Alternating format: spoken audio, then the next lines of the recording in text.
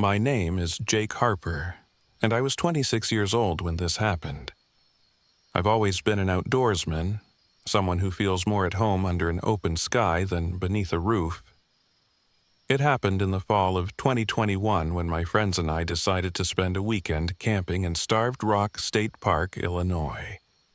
It was supposed to be an adventure, a chance to disconnect from the chaos of life and reconnect with nature. Instead, it turned into a nightmare that still haunts me. I organized the trip, roping in two of my closest friends, Elena and Matt. Elena, 25, was an artist, always talking about finding the perfect inspiration. Matt, 26, was our comic relief, a guy who rarely took anything seriously but was always up for a good time. We'd been friends for years, and I thought this trip would bring us closer. I couldn't have been more wrong. Starved Rock was beautiful that time of year, the autumn leaves creating a tapestry of fiery reds and golden yellows. We arrived on a crisp Friday afternoon, our RV packed with supplies. The plan was simple: hike, camp, and explore some lesser-known trails I'd researched. When we stopped at the visitor center, the ranger raised an eyebrow when I asked about the unmarked trails. "You don't want to go wandering too far out," he said. "People get turned around, and there've been incidents."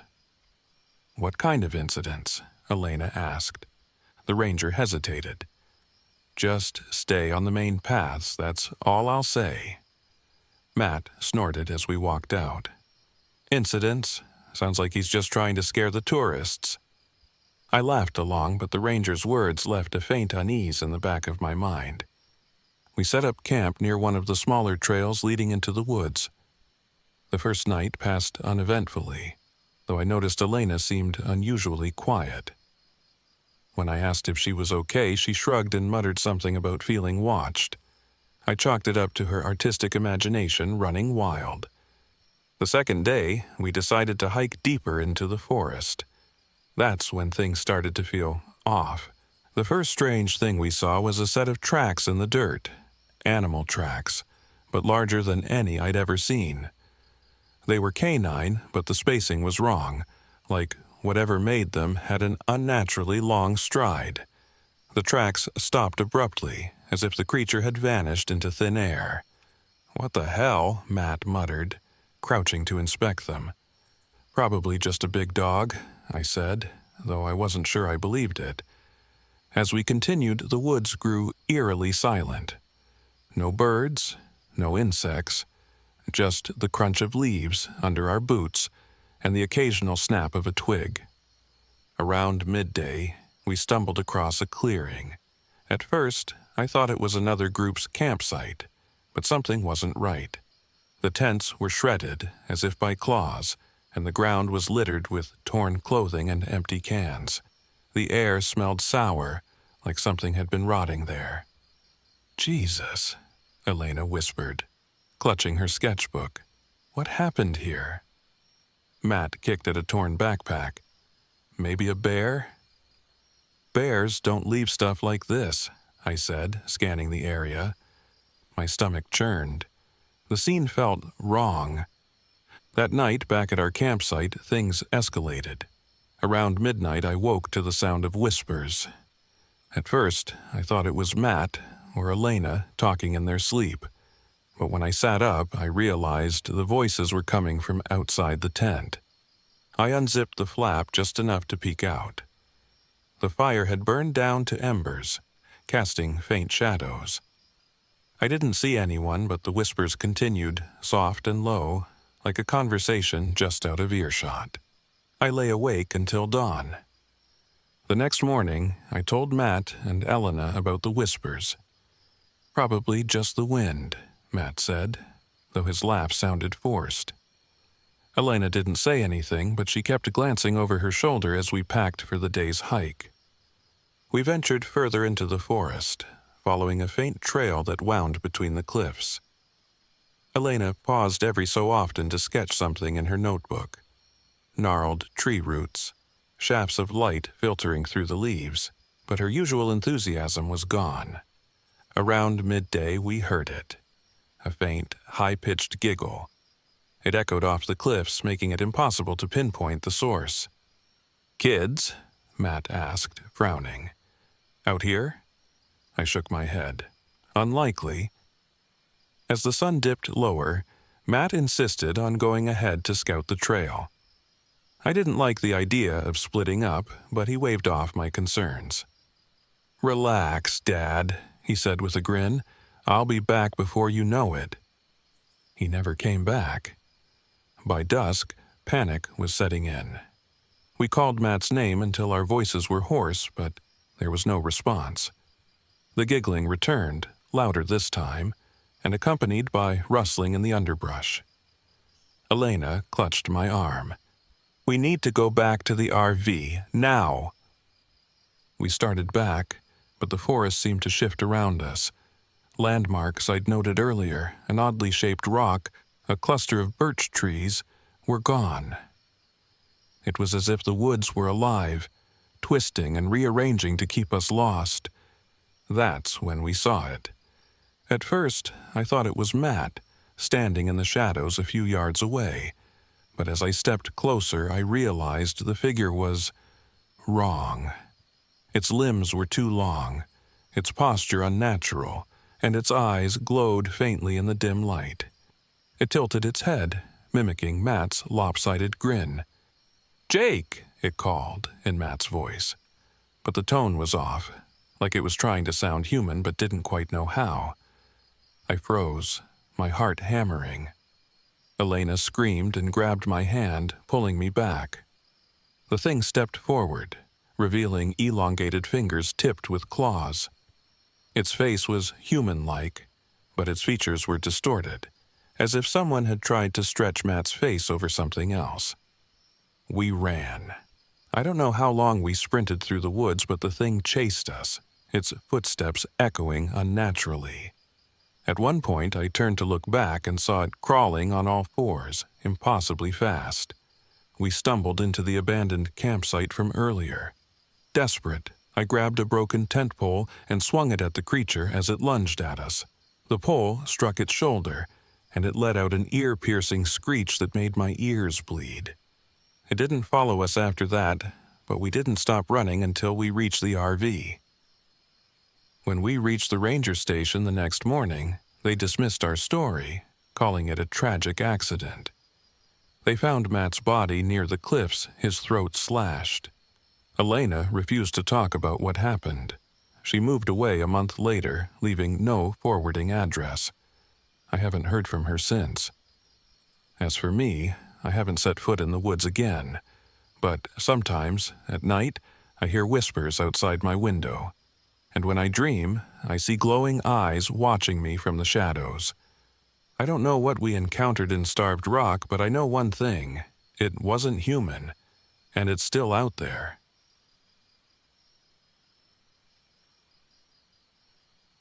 My name is Claire Jensen, and I was 34 when it happened.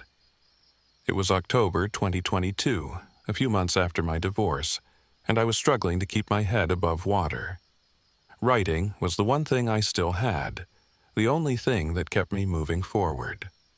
As a freelance travel journalist, I specialized in hidden gems across the Midwest.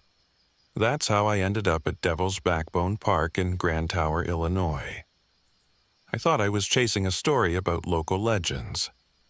What I found was something much darker. The drive to Devil's Backbone was beautiful, with autumn's full colors painting the landscape. My RV rattled over the uneven country roads, but I didn't mind. The isolation was part of the appeal. When I arrived at the park, the air smelled of damp leaves and river water. The cliffs rose steeply above the Mississippi, rugged and imposing, just as I imagined. The campsite was nearly empty, save for a couple of other RVs parked far off. That suited me fine. I wanted solitude to focus on my work. After setting up, I wandered to the visitor center to gather local history. That's where I met Ranger Tom Mallory. Tom was in his 60s, with weathered skin and eyes that seemed older than his years. When I told him I planned to camp near the cliffs, his expression hardened. "Don't stay too close to the edge," he said, "and don't linger out there after dark." "Why not?" I asked, intrigued. "There's a reason folks call it Devil's Backbone," he replied. "You hear things, see things, and some people never come back." He didn't elaborate, and I didn't press him. I'd heard stories like this before, warnings meant to add mystique to a place. Still, there was something in his tone that lingered with me as I walked back to my RV. Later that afternoon, I wandered down to the riverbank, hoping to capture some photos of the water glinting in the golden light. That's when I met Eli, a teenager sitting on a rock with a fishing pole. He looked up as I approached. "You camping here?" he asked. "Yeah," I said. "Just for a few days, writing a piece on the park." Eli shrugged, reeling in his line. "People say it's haunted, you know." "Haunted how?" I asked, crouching to snap a picture of the river. "They say there's these spirits. Drowned deserters from the Civil War. They ran from the fight and tried to cross the river but didn't make it. Now they're stuck here, waiting to pull people under." He glanced at me, his expression deadly serious. "They can sound like people you know, even look like them sometimes." I smiled, half expecting him to add a punchline, but he didn't. He just packed up his tackle box and walked off, leaving me alone with the lapping of the river and the whispers of the wind. That night, after a simple dinner, I settled into my RV with my laptop. The forest was eerily quiet, the usual hum of insects replaced by a heavy silence. I had just started typing when I heard a faint dripping sound. Drip, drip, drip. At first, I thought it was the faucet, but when I checked, it was dry. I glanced out the window and froze. Wet footprints stretched from the edge of the cliff toward my RV. They stopped a few feet away, as if someone had been standing there watching. I shook it off, blaming the fisherman or another camper playing a prank. But as I locked the door and climbed into bed, the uneasy feeling stayed with me. The next morning, I spent hours hiking the trails and jotting notes about the park's rugged beauty. By the time I returned, the sun was sinking low, casting long shadows over the cliffs. As I approached the RV, I spotted something, or someone, standing near the edge of the cliff. It was a woman, dressed in a tattered, pale dress. Her back was to me, her long hair matted and damp, as though she had just climbed out of the river. "Hello," I called out, stepping closer. She didn't move. My stomach knotted as I inched forward. The air grew colder, biting at my skin, and a faint smell of stagnant water hit my nose. "Ma'am, are you okay?" I tried again. She turned slowly, and I felt my blood freeze. Her eyes were hollow, her face pale and bloated, water dripping from her fingertips. Her lips moved, but no sound came out. Then, without warning, she stepped backward off the cliff. I rushed forward, my heart pounding, but when I looked down, there was nothing below. No body, no splash, just the swirling currents of the Mississippi far below. That night, the atmosphere in the RV was oppressive. I kept replaying the scene in my mind, trying to rationalize what I had seen. Maybe it was a trick of the light. Maybe my imagination was running wild. Around midnight, I was jolted awake by a noise, a faint, rhythmic tapping on the RV door. I sat up, heart racing. The tapping grew louder, more insistent. When I opened the door, there was no one there. But as I stepped outside, I heard it. A voice, faint and familiar, coming from the trees. "Claire?" It was my ex-husband's voice. My breath caught in my throat. "David?" I whispered. "Claire, I'm sorry," the voice said, soft and pleading. "Please, come here." I stumbled toward the sound, tears pricking my eyes. but as I neared the woods, something felt wrong. The air grew colder, the smell of damp earth overwhelming. I stopped in my tracks and turned back, the RV a comforting beacon of light in the distance. The next morning, I found an old, weathered notebook near my RV. The pages were damp, but I managed to make out fragments of entries. They know your secrets. They show you what you want to see. They sound like the people you've lost. Don't listen. They'll pull you into the river. Don't go near the water. The final entry sent a chill down my spine. They make you want to jump. Don't look down. That evening, as I packed up to leave, the RV wouldn't start. I tried everything, checking the battery, the ignition, but it was no use. Frustrated and nervous, I decided to wait until morning to call for help. As darkness fell, the tapping returned. This time, it came from every side of the RV. I clutched my flashlight, heart hammering. The voices started again, David's voice, my mother's voice, even my own voice, whispering accusations and regrets. I ran outside, desperate to make it stop. The whispers grew louder, and I saw them. Figures emerging from the woods, their forms dripping with water, their faces bloated and pale. They surrounded me, reaching out with cold, clammy hands. I bolted toward the footbridge that crossed a nearby creek. The spirits followed, their guttural whispers blending into a deafening roar. One grabbed my ankle, its grip like ice, pulling me to the ground. I kicked wildly, my foot connecting with something solid, and I scrambled to my feet. As I crossed the bridge, the spirits stopped, their shrieks echoing through the night. They dissolved into mist, leaving me trembling and alone. The next day, a tow truck arrived, and I left Devil's Backbone without looking back. I never finished my article, never told anyone the full truth. But I've kept the journal, a reminder of what I saw, and what almost claimed me. Even now, in the quiet of my apartment, I sometimes hear tapping at the windows, and when I sleep, I dream of the river, its dark currents swirling, and the hollow-eyed faces waiting beneath the surface.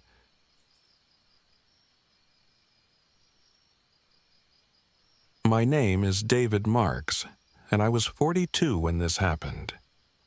It was late October 2022, and I was at the end of a long and lonely journey, both literally and figuratively. After my wife Abigail died in a house fire 2 years ago, I sold everything that didn't fit in an RV and set out to see the places we'd always dreamed of visiting together. By then, I was down to the last stop on her list, Sangamon River State Forest, Illinois. I didn't believe in ghosts, curses, or witches. At least, not then. But what happened in those woods made me question everything. The park wasn't what I expected. The Sangamon River ran wide and sluggish through the forest, its dark waters catching the overcast sky. The trees loomed tall and close together, their twisted branches bare of leaves. The air smelled of damp earth and rotting wood. I parked my RV in a secluded spot near the river. It was quiet, too quiet almost. No birdsong, no rustle of squirrels in the underbrush. Just the low murmur of the river and the occasional creak of the trees swaying in the breeze. At a nearby general store, I asked an older woman named Maggie Walker about the area. She was a local historian and seemed thrilled to share her knowledge. "You're camping in Sangamon Woods?" she asked, her expression shifting from curiosity to concern. "Yes, just for a few nights. It's the last park on my wife's list." She nodded slowly, as if weighing her next words. "Then you've probably heard the stories about the witch." I hadn't. Maggie went on to explain that in the 1800s, a reclusive woman who lived near the river was accused of cursing crops and livestock. The settlers burned her alive. According to legend, her spirit never left. People claim to hear her singing or see her shadow in the trees. Some even say she traps travelers, leading them in circles until they go mad. I thanked Maggie for the history lesson and headed back to the RV, shaking off her warning as old folklore meant to keep kids out of the woods. But her words lingered, like a splinter in my mind. The first night, I sat in the RV, flipping through Abigail's old notebook. She'd written detailed notes about the places she wanted to visit, complete with little sketches of landmarks. On the page for Sangamon River State Forest, she'd drawn a ribbon tied to a tree. Beneath it, she'd written, "Leave something behind." A chill ran down my spine, but I told myself it was just the wind sneaking through the cracks in the RV. I went to bed early, but sleep didn't come easily. At some point, I woke to a faint sound, singing. It was soft and distant, like a lullaby carried on the breeze. I sat up, heart pounding. The sound was coming from the woods, growing louder and clearer. A woman's voice. I grabbed my flashlight and stepped outside. The singing stopped. All I heard was the river, its steady flow sounding almost like a sigh. The next morning, I decided to explore. I followed a narrow trail that wound through the forest, crunching leaves underfoot. About an hour in, I found a clearing. In the center stood a massive tree, its branches bare but covered in ribbons of every color, fluttering in the cold breeze. Something about the sight made my stomach twist. The ribbons looked old, faded and frayed, some of them barely clinging to the bark. Surrounding the tree were symbols carved into the dirt, circles, triangles, and crude stick figures. I couldn't shake the feeling that I was being watched. I snapped a photo with my phone and turned back toward the trail, only to find it gone. No path, just trees in every direction. For hours I wandered. No matter which way I turned, I ended up back at the ribbon tree. The forest grew darker, the light dimming as if the sun had abandoned the sky. My phone battery drained faster than it should have, leaving me without GPS. I shouted for help, but my voice seemed to vanish into the trees. As night fell, I felt the first pangs of panic. I stumbled through the woods, tripping over roots and scraping my hands on branches. That's when I heard her. "David?"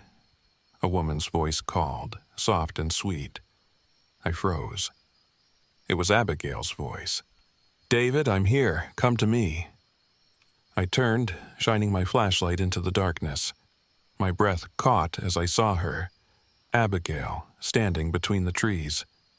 She wore the dress she'd been buried in, her face half in shadow. She smiled at me, but something was wrong. Her eyes were hollow, black pits that seemed to swallow the light. "Abby?" I whispered, stepping toward her. "No!" Another voice shouted. It was my own voice, echoing back at me from somewhere in the trees. I stumbled back, heart racing. When I looked again, Abigail was gone. Eventually, I found my way to a crude stone slab surrounded by the same symbols I'd seen in the clearing. Bones and branches hung from nearby trees, tied together in grotesque shapes. The air smelled of smoke and ash, and I felt a heat that didn't belong in the October chill.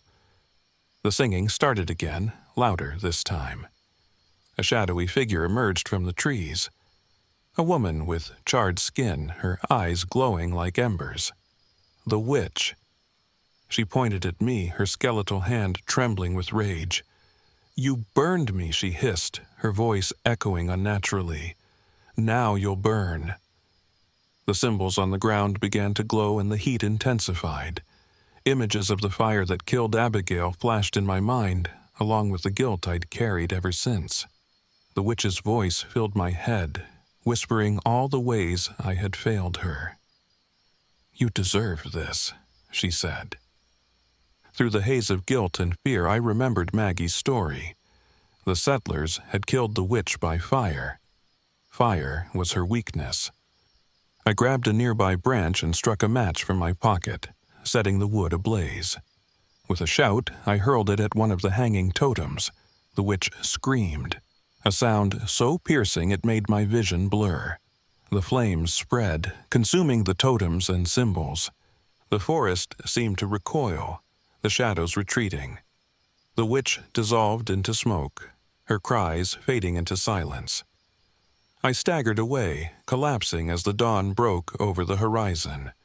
When I returned to my RV, it was parked at the edge of the forest, as if the woods had spit me out.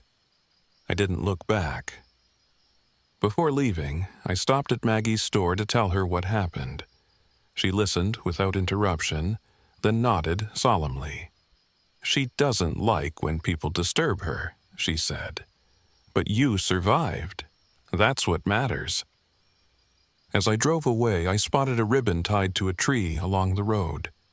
It fluttered in the breeze, a final reminder of the Sangamon witch and the shadow she left on my soul.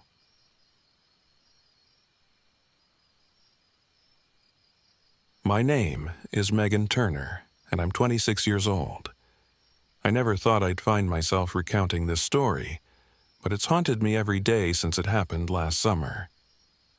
It all started when my sister Jenna convinced me to join a group camping trip to a remote campground in Peoria County, Illinois. She thought it would be a good way for me to loosen up and take a break from my obsession with folklore and history. If only I had known what was waiting for us in that cornfield, I would have never stepped foot on that land. The group consisted of 5 of us: my sister Jenna, our mutual friends Ryan and Beth, and Ryan's best friend Luke. Ryan, 28, was the self-proclaimed leader of the trip. He had rented a beat-up RV, determined to take us on a rustic adventure. His girlfriend Beth, 27, was sweet but a little jumpy. Luke, 29, was the joker of the group, always ready with a sarcastic comment. And then there was Jenna, 25, my younger sister, brash and dismissive of everything I cared about.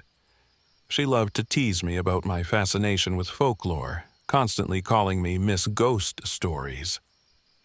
We arrived at the campground late Friday afternoon. It was cheap, $15 a night for a space surrounded by endless rows of cornfields. The farmer who owned the land barely said a word when Ryan handed him the cash. He just pointed to the dirt road that led to our spot and mumbled something about being careful not to wander into the cornfields at night. His tone was strange, but I chalked it up to him being a crotchety old man. The RV was a disaster from the start. The generator sputtered and died within the first hour, leaving us without air conditioning in the sweltering summer heat. The water pump barely worked, and the whole thing smelled faintly of mildew. Ryan tried to keep morale up, but tension began to build quickly. Luke and Ryan bickered over who was in charge of setting up the grill, and Jenna immediately started making fun of me for bringing a journal to document the trip. That night, we sat around the fire, roasting marshmallows and trying to laugh off the day's frustrations. The sky was clear, and the stars were brighter than I'd ever seen. For a moment, I let myself relax. But as the fire began to die down, I noticed Beth staring into the darkness beyond the cornfield. "Did anyone else hear that?" she whispered. We all froze, listening. At first, there was nothing but the crackle of the fire. Then I heard it. A faint whisper, almost like someone calling Beth's name. It was so quiet I thought I might be imagining it, but the look on Beth's face told me she heard it too. Ryan laughed it off. "It's just the wind. These old fields make weird noises at night." Beth didn't look convinced, but she didn't argue. We retreated to the RV soon after, locking the doors behind us. The next morning, we decided to explore the area. Ryan insisted we hike along the edge of the cornfield, despite my protests. I had a bad feeling about it, but Jenna rolled her eyes at me and said, "Oh, come on, Megan. Don't start with your spooky nonsense." As we walked, I couldn't shake the feeling that we were being watched. The corn stalks towered over us, rustling softly in the breeze. At one point, I thought I saw something. a tall figure standing deep in the rows of corn. When I stopped to look closer, it was gone. "What's wrong?" Beth asked, noticing my hesitation. "Nothing," I lied, but I couldn't shake the image from my mind. Back at the campsite, Jenna found something half buried in the dirt near the RV, a rusted knife with strange markings etched into the blade. She waved it around like it was some kind of trophy. "Look what I found. Maybe it's cursed," she joked, wiggling her fingers at me. I snatched it from her. "This isn't funny, Jenna. You don't know what this is." "Relax, Miss Ghost Stories," she said with a laugh. "It's just junk." But I couldn't shake the feeling that it meant something. I tucked it into my bag, determined to look it up later. That night, everything escalated. As we sat by the fire, the voices returned, louder this time. They came from the cornfield, calling our names. The sound was chilling, like a distorted echo of someone we knew. "Is this some kind of prank?" Ryan snapped, glaring at Luke. "It's not me, man," Luke protested. "I thought it was you." We all looked at each other, unease settling over the group like a heavy fog. When the voices continued, Beth grabbed Ryan's arm. "We need to leave, now." Ryan shook his head. "We're not running because of some stupid prank." I wanted to scream at him, to tell him this wasn't a prank, but I knew he wouldn't listen. Instead, I stayed silent, clutching the rusted knife in my bag like a talisman. Around midnight, we heard movement outside the RV. It sounded like footsteps, but too heavy to be human. Then came the banging. Loud, deliberate thuds against the sides of the RV. Ryan grabbed a flashlight and opened the door before anyone could stop him. "What the hell do you think you're doing?" I hissed, but he ignored me. The beam of the flashlight cut through the darkness, revealing nothing. The banging stopped, but the silence was worse. Then, from the corner of my eye, I saw it. A figure standing at the edge of the cornfield. It looked like Ryan, but not. Its movements were jerky, its posture unnatural, and its eyes were empty. "Get inside," I screamed. Ryan stumbled back into the RV, slamming the door behind him. "What was that?" he whispered, his face pale. No one had an answer. The next morning, desperate for answers, I convinced the group to follow me into the cornfield. I had a theory, though I was terrified to test it. Deep in the rows, we found a clearing. In the center was a circle of totems, animal bones tied together with strips of cloth, surrounding an altar-like stone. The air felt heavy, suffocating. I knew we had found the source of whatever was tormenting us. "This is some Blair Witch crap," Luke muttered, but he didn't sound as confident as usual. "We need to destroy it," I said. "It's the only way." Ryan hesitated, but finally nodded. "Do it." I pulled the rusted knife from my bag and placed it on the altar. Using Ryan's lighter, I set the blade and some of the totems on fire. The flames roared to life unnaturally fast, consuming the objects in seconds. As the fire burned, the ground beneath us seemed to tremble. A low, guttural growl echoed through the cornfield, and for a moment I thought we were all going to die. But then, just as suddenly as it started, the noise stopped. The air cleared, and the oppressive feeling lifted. We didn't waste any time getting back to the RV. Miraculously, it started on the first try, and we sped away from the campground without looking back. None of us spoke during the drive, too shaken by what had happened. When we finally reached civilization, I tried to explain what I thought had happened, that we had stumbled onto sacred land, a place tied to an ancient, malevolent force. But no one wanted to talk about it. We all went our separate ways, pretending it had been nothing more than a bad camping trip. Months later, I did some research. I found records of other disappearances near that campground, people who had vanished without a trace. I couldn't shake the feeling that we had been spared, not because we defeated whatever was in that cornfield, but because it wanted us to leave and spread the fear. To this day, I can still hear the whispers in my nightmares.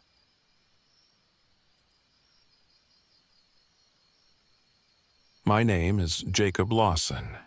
I'm 35 years old, and this happened last summer in Big River State Forest, Illinois. I had just quit my corporate job in Chicago, sick of the grind and desperate for a fresh start. I wanted to live off the grid for a while, to get my head straight. It was supposed to be a peaceful trip, a 2-week escape into the wilderness. I had no idea what was waiting for me out there. I rolled into Big River State Forest in my beat-up RV, with nothing but my gear, a few books, and my dog-eared survival journal. The campground I picked was remote, tucked far away from the main trailheads. It was perfect. I could spend my days hiking and my nights by the campfire finally alone with my thoughts. The place was eerily quiet as I set up camp. No other campers, no distant hum of cars, just the rustle of trees and the occasional bird call. The silence should have been calming, but it wasn't. It felt wrong.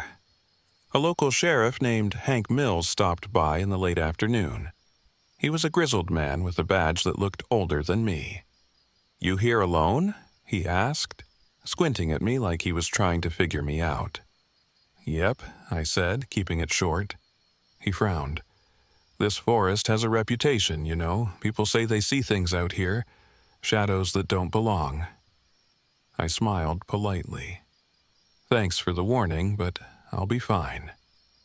He hesitated, then nodded. "Suit yourself. Just don't go wandering too deep and keep an eye on the tree line." With that, he got back in his truck and drove off, leaving me with his cryptic advice. The first night was uneventful.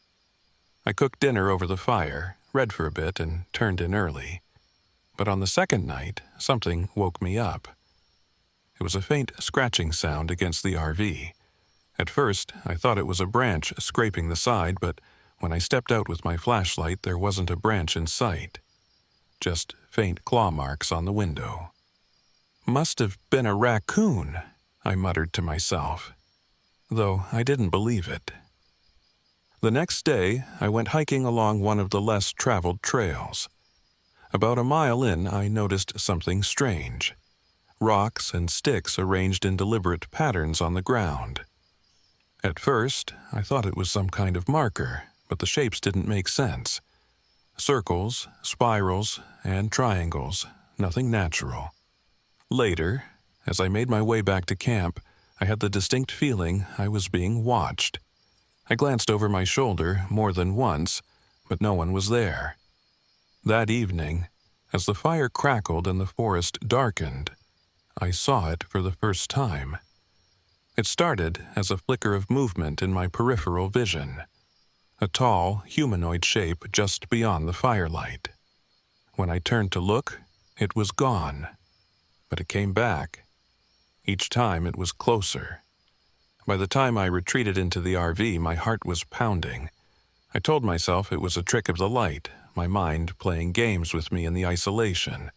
Still, I locked the door and double-checked the windows. The shadow entity grew bolder. On the fourth night, I heard my name whispered outside the RV. "Jake." The voice was soft, almost melodic, but it came from no direction I could pinpoint. "Who's there?" I called, clutching my flashlight. The whisper stopped. But when I turned to the window, I saw its reflection. It was standing behind me. I spun around, but there was nothing there. Just the faint scent of burnt wood and a suffocating heaviness in the air. The next morning, I found more claw marks on the RV and strange symbols carved into the dirt around my campsite. My compass, which I'd left on the picnic table, was spinning wildly. That afternoon, my satellite phone rang. It was Sam, my ex-girlfriend. "Hey, Jake," she said, her voice warm and familiar. "How's the trip?" "It's fine," I lied, grateful for the connection to the outside world. But then her tone shifted. "Why didn't you answer me last night?" "What?" "I called you. You didn't pick up."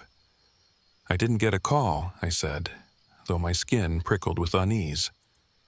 There was a pause. Then her voice softened. "Jake, I think you should come home." "I'm fine," I said, but the words felt hollow. Desperate for answers, I decided to follow the symbols I'd seen in the dirt. They led me deeper into the forest than I'd planned to go. That's when I found the cabin. It was old, with rotting wood and a sagging roof. Inside, the air was damp and foul. The walls were covered in carvings, crude depictions of the shadow entity, spirals, and what looked like ritualistic symbols. On a dusty table, I found a journal. The handwriting was shaky and frantic, detailing another camper's encounter with the shadow. The last entry read, "It knows me. It won't let me leave." That night, the shadow came for me. The RV's lights flickered and died, plunging me into darkness. The air grew cold, and the whispers returned, louder and more insistent. "Jake, come out." I grabbed my survival knife and stepped outside, determined to face it. The entity emerged from the trees, towering and distorted, its glowing eyes fixed on me. It didn't attack. Instead, it showed me visions. Sam's face twisted in anguish, the student I'd lost screaming for help, my own reflection staring back at me with hollow eyes. "You can't escape," the shadow whispered, its voice a cacophony of all the people I'd ever known. But then I remembered the journal. The only way to fight it was to reject its power. "You are nothing," I said, my voice trembling. "You're not real." The shadow recoiled, its form flickering like a dying flame. I stood my ground, repeating the words until it shrank into the trees, its glowing eyes vanishing into the night. At dawn, I packed up and left. When I reached the ranger station to report what had happened, the sheriff was there. He listened to my story without interrupting, then handed me a box. Inside was another journal, identical to the one I'd found in the cabin. "This was left here 5 years ago," he said. "You're not the first, Lawson, and you won't be the last." As I drove away, I glanced in the rearview mirror. For a split second, I saw the shadow standing in the road, watching me go. I haven't been back to Big River since. But sometimes, late at night, I still hear the whispers.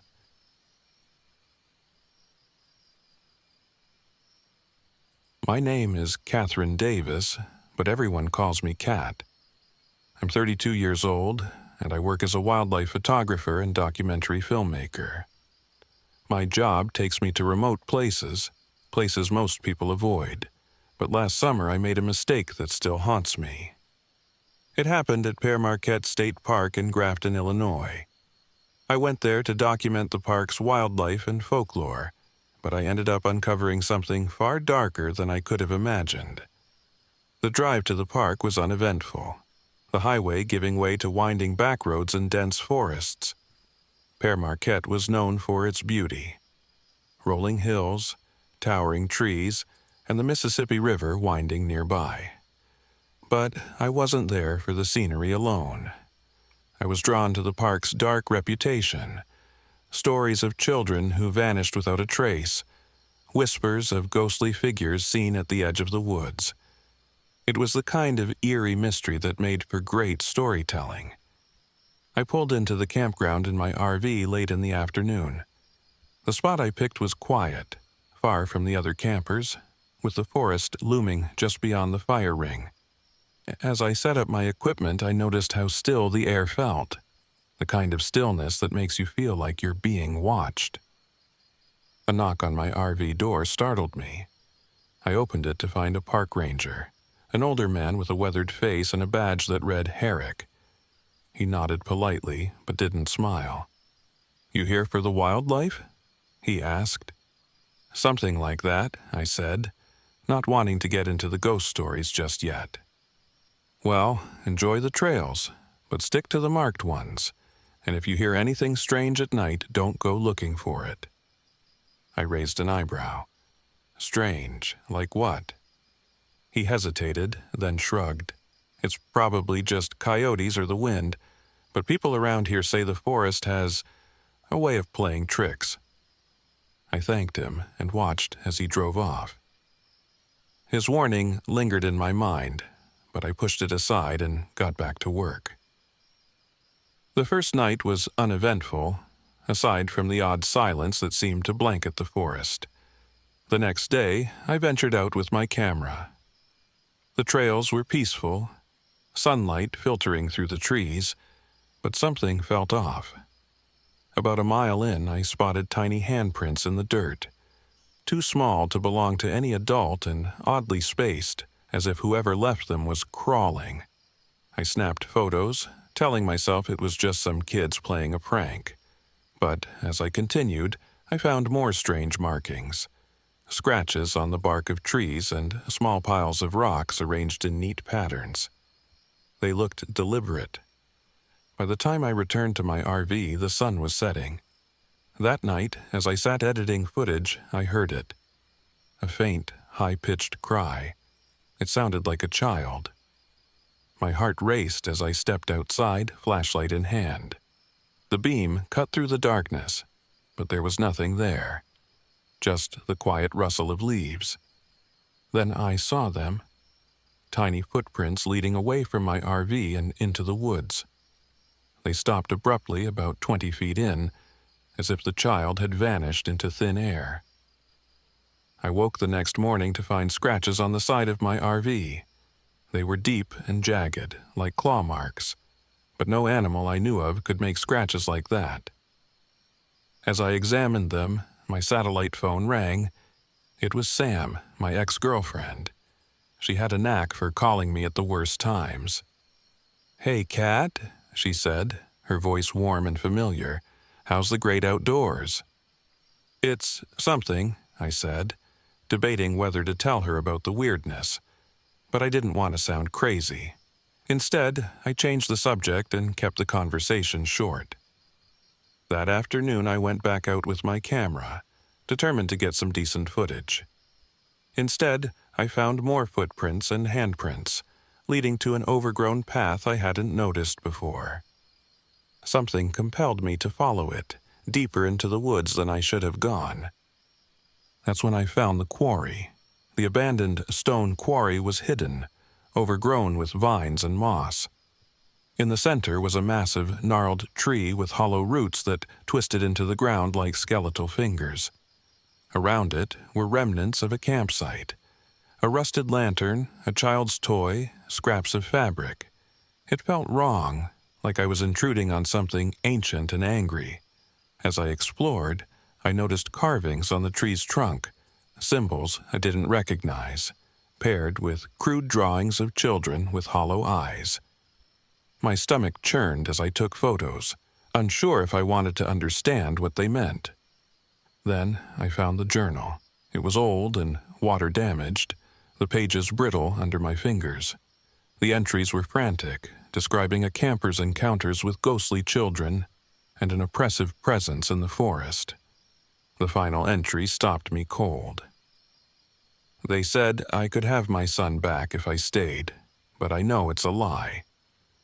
I stuffed the journal into my bag and ran back to my RV, the feeling of being watched growing stronger with every step.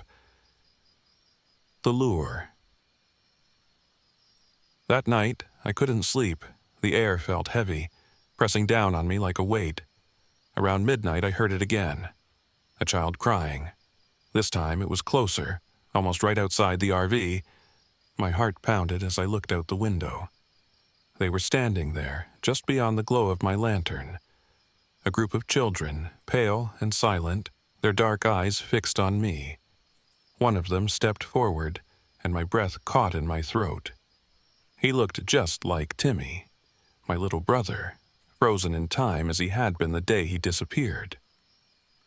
"Cat," he whispered, his voice soft and pleading. "Help me." Tears blurred my vision as I stumbled out of the RV, following them into the woods. I knew it was a terrible idea, but I couldn't stop myself. If there was even a chance. The children led me back to the quarry. The tree loomed in the moonlight, its hollow roots casting twisted shadows on the ground. The children formed a circle around it, their faces blank and lifeless. "Why didn't you save me, Cat?" Timmy's voice cut through the silence, and I turned to see him standing under the tree, his black eyes gleaming. "You left me." "No," I whispered, shaking my head. "I didn't mean to. I was just a kid." As the tree's roots began to move, writhing like snakes as a shadowy force emerged from its base. It was formless, a swirling mass of darkness and malice. It spoke in the voices of the children, taunting me, accusing me of abandoning my brother. "Stay with us," it whispered. "You can be with him again." For a moment, I almost believed it. But then I remembered the journal. This thing wasn't Timmy. It was using him to get to me, to feed on my guilt. "No," I said, my voice trembling. "You're not him, and I'm not staying." The entity roared, its shadow expanding as the children closed in. I grabbed the lantern from my bag and hurled it at the tree, the flames catching on the dry roots. The fire spread quickly, consuming the symbols and the darkness with it. The children screamed, not in pain, but in release. One by one, they dissolved into mist, their faces softening into peaceful expressions. Even Timmy smiled as he faded away. I woke up at dawn, lying on the forest floor. The quarry was quiet, the tree reduced to smoldering ash. The oppressive weight was gone, replaced by a strange sense of calm. I returned to my RV and drove straight to the ranger station, handing the journal to Ranger Herrick. He didn't say much, just nodded grimly as I told him what had happened. As I left the park, I glanced in the rearview mirror. For a moment I thought I saw Timmy standing at the edge of the woods, his face radiant and free. Then he was gone. I haven't been back to Père Marquette since, but I still think about the hollow children and Timmy. Whatever that thing in the forest was, it's gone now. But the memory of that night will stay with me forever, a reminder of the power of guilt and the strength it takes to let it go.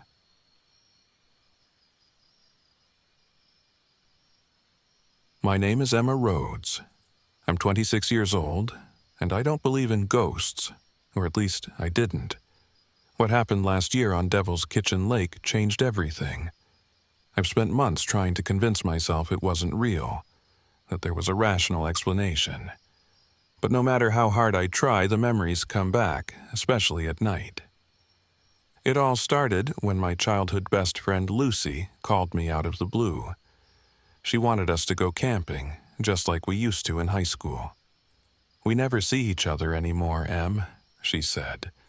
"Let's get away for a weekend. No phones, no stress, just us." I hesitated. Lucy and I had drifted apart after college, our lives taking different directions. She pursued her art, wandering from city to city, while I buried myself in a stable, predictable career. But I missed her, and honestly, I needed the break. When she suggested Devil's Kitchen Lake in southern Illinois, I agreed. I didn't know much about the place, but Lucy was excited, and her enthusiasm was contagious. We packed up her old RV and hit the road on a sunny Friday morning. The drive was peaceful, filled with nostalgia and laughter, and for the first time in years I felt like things between us might be okay again. By the time we reached the lake, the sun was setting. Devil's Kitchen Lake was stunning, surrounded by thick untouched forest. The water was dark and glassy, reflecting the fiery colors of the sky. We parked in a secluded spot near the shore, away from the main campsites. It was perfect, or so I thought. "Let's get the tent up before it gets too dark," I suggested, already unpacking the gear.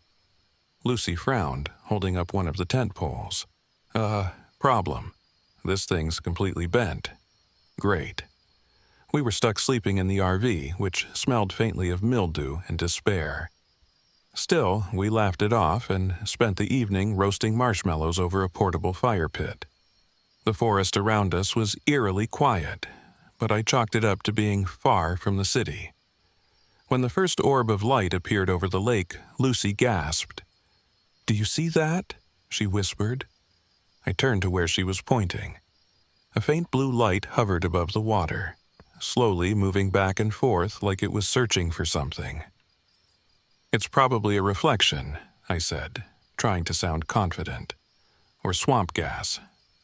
Lucy gave me a skeptical look. "Swamp gas? Really?" The light faded, and we went back to our marshmallows, but I couldn't shake the uneasy feeling in the pit of my stomach. The next day, we decided to hike around the lake. The air was crisp, and the trails were covered in fallen leaves. Lucy had her sketchbook out, stopping every few minutes to draw the scenery. I tried to focus on the beauty around us, but something about the place felt off. The trees were gnarled and twisted, their branches reaching out like skeletal fingers. Every so often, I thought I heard whispers, just at the edge of hearing. "Do you hear that?" I asked. Lucy tilted her head. "The wind, maybe?" We continued walking until we stumbled upon an abandoned campsite. The tent was collapsed, its fabric shredded, and rusted fishing gear lay scattered across the ground. But what really caught my attention were the carvings in the trees. Strange, swirling symbols that made my skin crawl.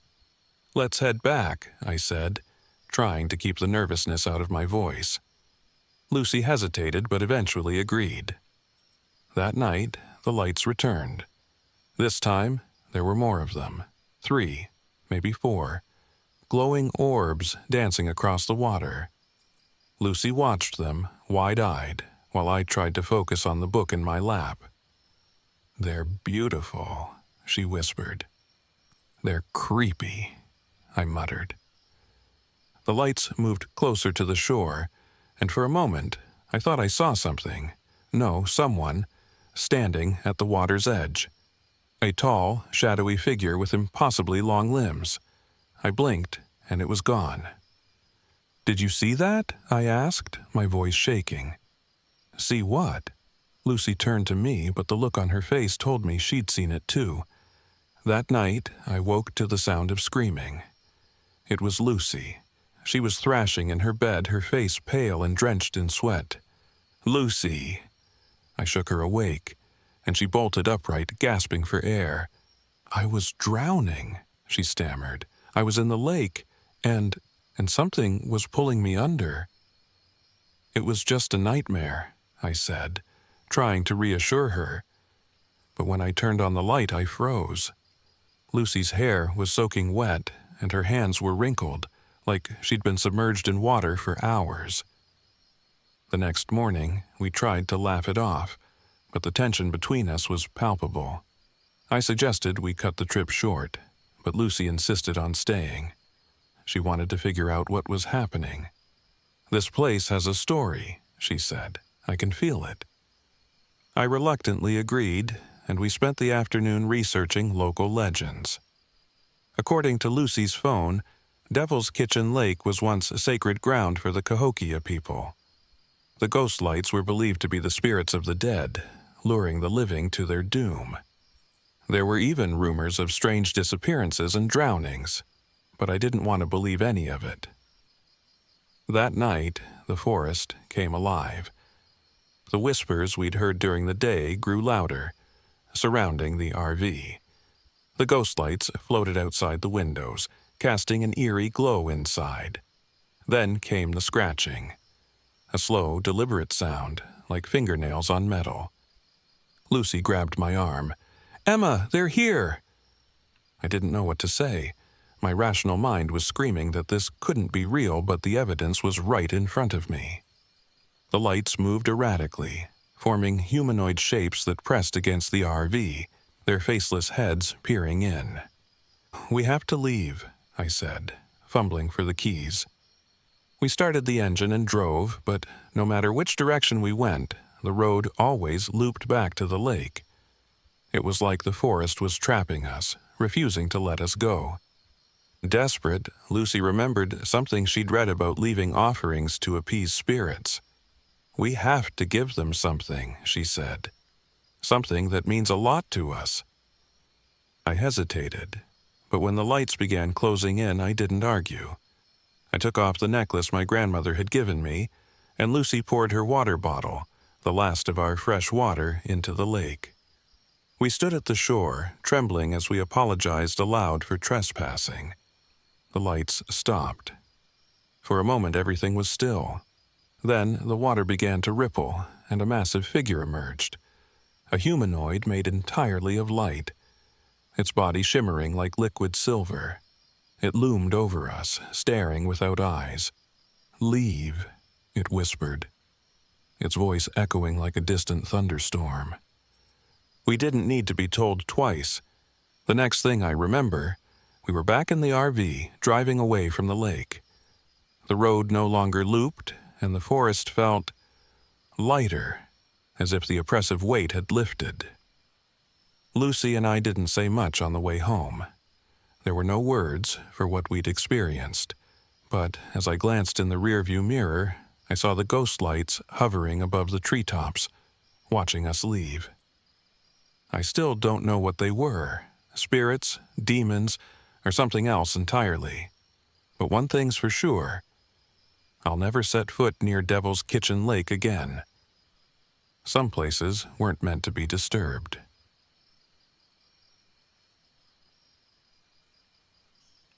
My name is Kevin Davis, and I'm 34 years old. I'm a nature photographer, or at least I'm trying to be. Last October, I went on a solo trip to Giant City State Park in southern Illinois to capture the perfect shot for an upcoming contest. What I experienced there still makes my hands shake when I hold a camera. This wasn't my first time camping alone. I've always been comfortable in the wilderness, away from people, surrounded by nothing but the sounds of the forest. But nothing could have prepared me for what I encountered in Giant City. The trip started off as most do, smooth, uneventful. The drive was pleasant, the kind where you can lose yourself in thought while watching the trees blur past the windows. I stopped at a small gas station just outside the park to grab snacks and fuel up. "You headed into Giant City?" the clerk asked, a wiry man with a thick southern drawl. He looked up from a crossword puzzle, his gaze sharp despite his casual tone. "Yeah, figured I'd spend a few days there," I said. The man nodded slowly. "Beautiful place, but folks around here say you should stay on the trails. Don't wander too far. And if you see the shadow, well, don't look too long." I raised an eyebrow. "The shadow?" "Yeah," he said, leaning closer as if sharing a secret. "They call it the shadow of Giant City. It don't like trespassers." I forced a polite chuckle, brushing it off as local superstition. "Thanks for the warning." "Suit yourself," he said, shrugging. "But the shadow isn't something you see, it's something you feel." The campground was almost empty when I arrived. It was the middle of the week, and most people weren't up for an impromptu camping trip. That was fine by me. I liked the quiet. After parking my RV in a shaded spot near the bluffs, I unpacked my gear and headed out to explore. The forest was stunning, with golden leaves scattered across the trails and massive sandstone formations rising like ancient monuments. I spent the afternoon photographing the light streaming through the trees, every shot a potential winner for the contest. By the time I returned to my RV, the sun was setting, painting the sky in shades of orange and purple. I reviewed the photos on my camera. pleased with what I'd captured so far. But as I flipped through the images, my stomach tightened. One of the photos showed something I hadn't noticed while shooting: a dark, humanoid shape standing just at the edge of the frame, between two trees. I stared at it, trying to make sense of what I was seeing. It had no discernible features, just a silhouette, tall and thin. Probably a trick of the light, I muttered, deleting the photo and shaking off the unease creeping up my spine. That night, I woke to the sound of heavy footsteps outside the RV. My first thought was a deer, or maybe a raccoon. But these weren't the quick, skittering steps of an animal. They were deliberate, measured. I grabbed my flashlight and stepped outside, scanning the area. The beam cut through the darkness, revealing nothing but trees and the faint outline of the sandstone bluffs in the distance. Then I noticed the dirt. Large handprints were pressed into the ground near the RV. They were too big to be human, the fingers long and claw-like. A chill ran down my spine. I told myself it was some kind of animal, maybe a bear, though I'd never seen handprints like that before. I retreated back into the RV, locking the door behind me. The next day, I ventured deeper into the park, determined to shake off the previous night's fear. My goal was a sandstone bluff I'd read about online, a spot known for its sweeping views of the forest. The hike was longer than I'd anticipated, the trail winding through narrow canyons and dense undergrowth. I couldn't shake the feeling that I was being watched. Every so often, I'd stop and look behind me, convinced I'd see someone or something following me. When I finally reached the bluff, it was worth the effort. The view was breathtaking, the golden leaves stretching out like a sea below me. I set up my tripod and began shooting, losing myself in the work. That's when I noticed the carvings. They were etched into the sandstone, crude and ancient. Faces. Dozens of them, their expressions twisted in terror. My pulse quickened as I stepped closer. The faces seemed to shift as I moved, their hollow eyes following me. And then I felt it. The air around me grew heavy, like the weight of a storm pressing down on my chest. The temperature dropped, and the forest fell silent. No birds, no rustling leaves, just an oppressive, unnatural stillness. I turned and saw it. The shadow. It stood at the edge of the bluff, tall and impossibly thin, its form flickering like a mirage. It had no eyes, but I felt its gaze, cold and unrelenting. For a moment, I couldn't move. The shadow didn't come closer, but it didn't need to. Its presence alone was enough to paralyze me. I don't know how long I stood there before my survival instincts kicked in. Grabbing my camera, I ran, stumbling over roots and rocks, the shadow's whispers echoing in my ears. When I finally reached the RV, I locked myself inside, shaking and gasping for air. I didn't sleep that night. Every time I closed my eyes, I saw the shadow, felt its cold, hollow presence. I wanted to leave, but the road out of the park seemed to twist and loop, leading me back to the campground no matter which direction I turned. It was as if the forest itself was keeping me there. Desperate, I remembered the gas station clerk's words. The shadow doesn't like trespassers. I thought about the carvings, the faces frozen in fear. They weren't just random etchings, they were warnings. If the shadow wanted something, I had to figure out what. I returned to the bluff the next morning, my camera slung over my shoulder. The carvings were still there, their hollow eyes seeming to watch my every move. I set the camera down at the base of the bluff, a symbolic offering. It was the only thing I had that mattered. "I'm sorry," I said aloud, my voice shaking. "I didn't mean to trespass. Please, let me go." The air grew colder, and for a moment I thought I'd made a terrible mistake. But then the pressure lifted, and the forest came alive with sound. Birds chirping, leaves rustling in the breeze. The shadow was gone. I left Giant City that day, vowing never to return. The contest? I didn't bother entering. But when I checked my memory card weeks later, I found something chilling.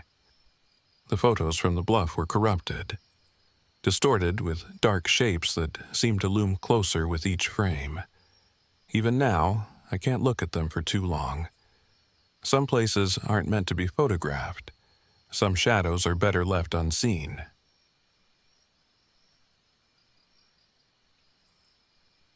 My name is Sarah Mitchell. I'm 28 years old, and I run a travel blog where I document forgotten places and their histories. I've been to a lot of strange, eerie locations, abandoned theme parks, ghost towns, you name it.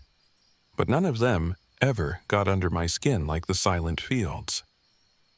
This happened last October.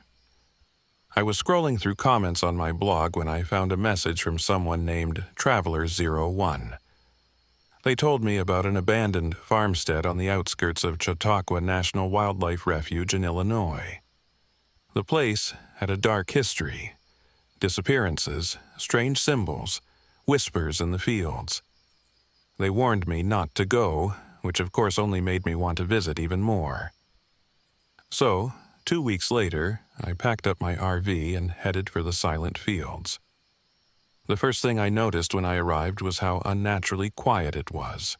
No wind, no birds, no rustling leaves, just an oppressive stillness. The air felt heavy, like the calm before a storm, and the overcast sky gave everything a dull gray tint. The farmstead itself was straight out of a horror movie. The barn leaned at an awkward angle, its weathered planks covered in moss. The farmhouse, small and sagging, had broken windows and a porch that looked ready to collapse.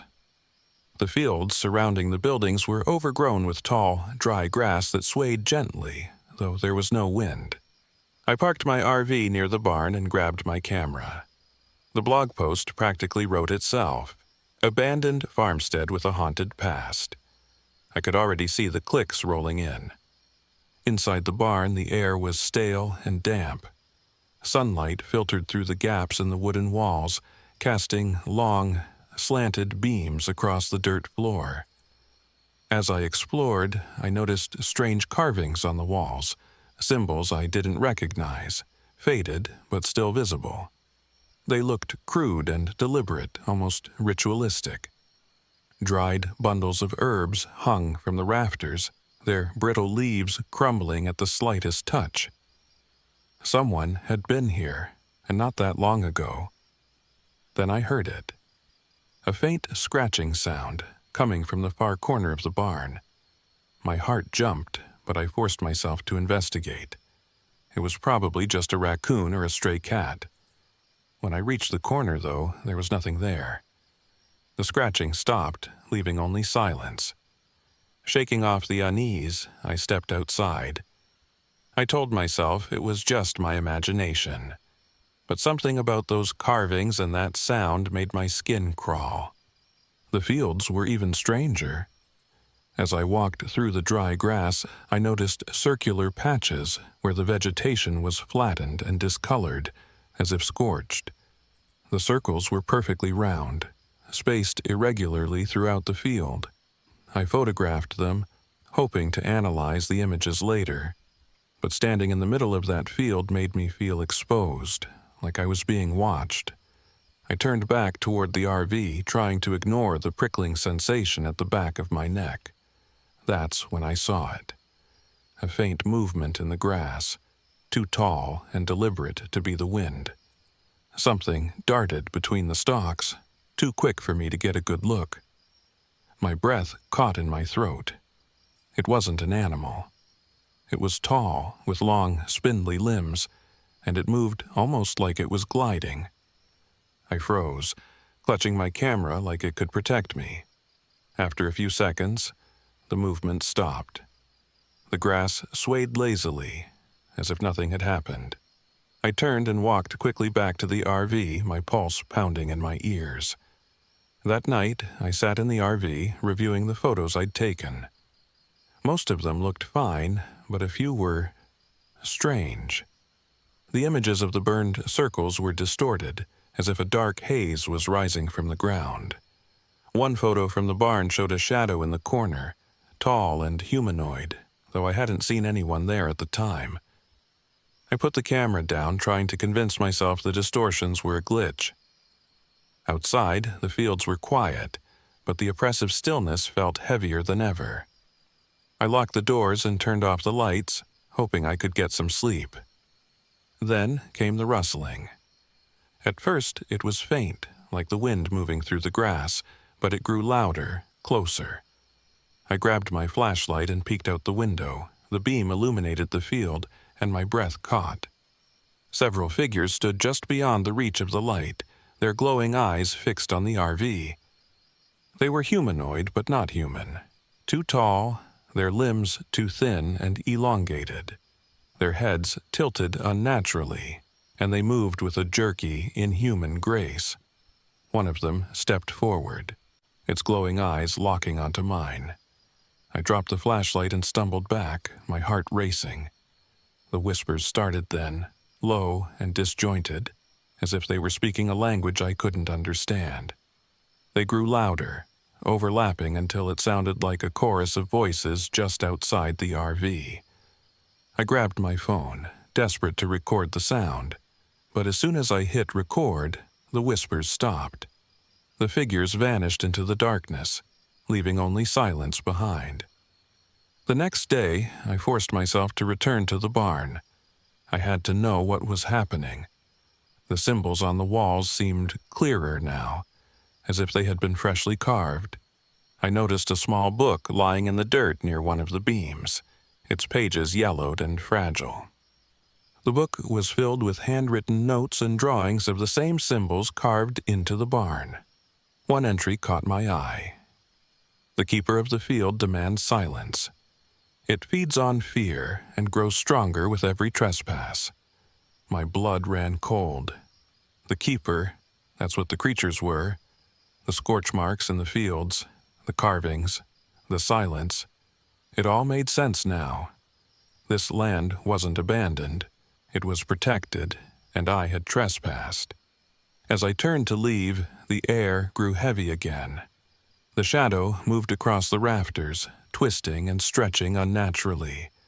It dropped to the ground in front of me, blocking my path. The keeper. It towered over me, its hollow eyes boring into mine. I wanted to run, but my legs wouldn't move. The whispers returned, louder this time, echoing in my skull. Desperate, I remembered the book. It feeds on fear. I forced myself to stand taller, to look the keeper in its empty eyes. "You don't scare me," I said, though my voice trembled. The whispers faltered and the keeper tilted its head as if confused. The shadow seemed to waver, shrinking slightly. "You can't have me," I said louder, my voice steadier. "I'm leaving, and you're staying here."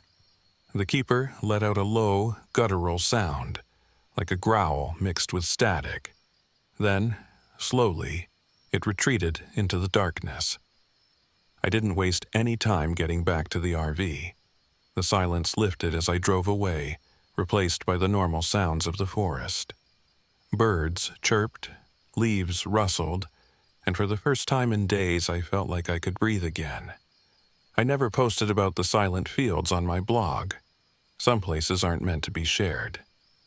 A few weeks later, I received another message from Traveler 01.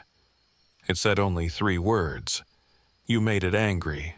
I haven't been back since, and I don't plan to."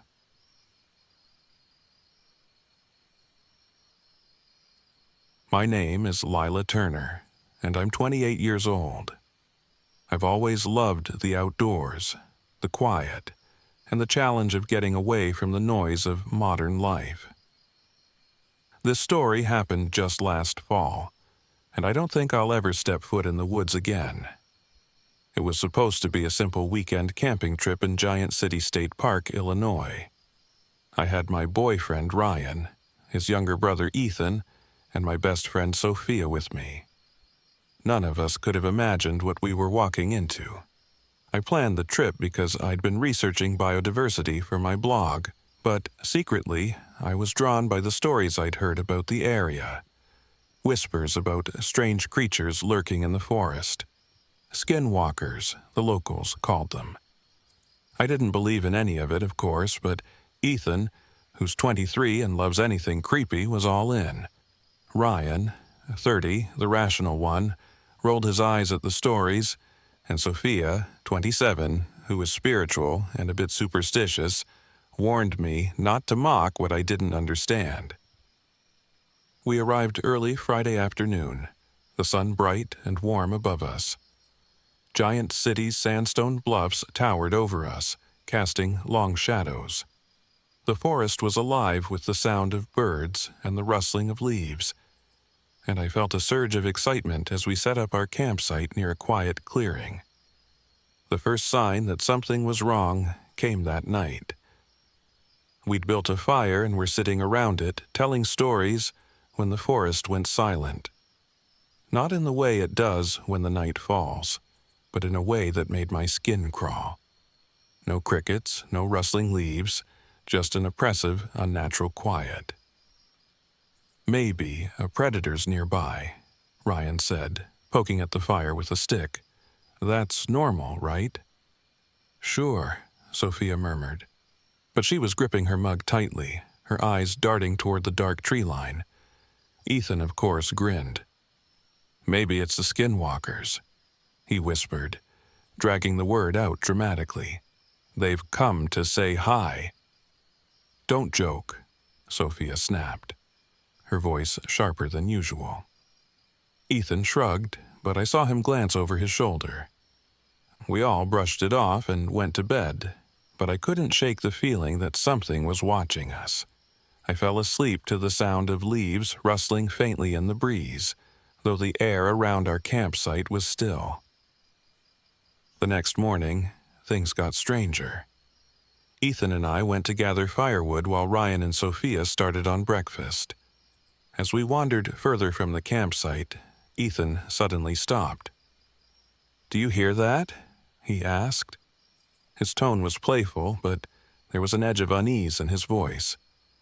I paused, straining to listen.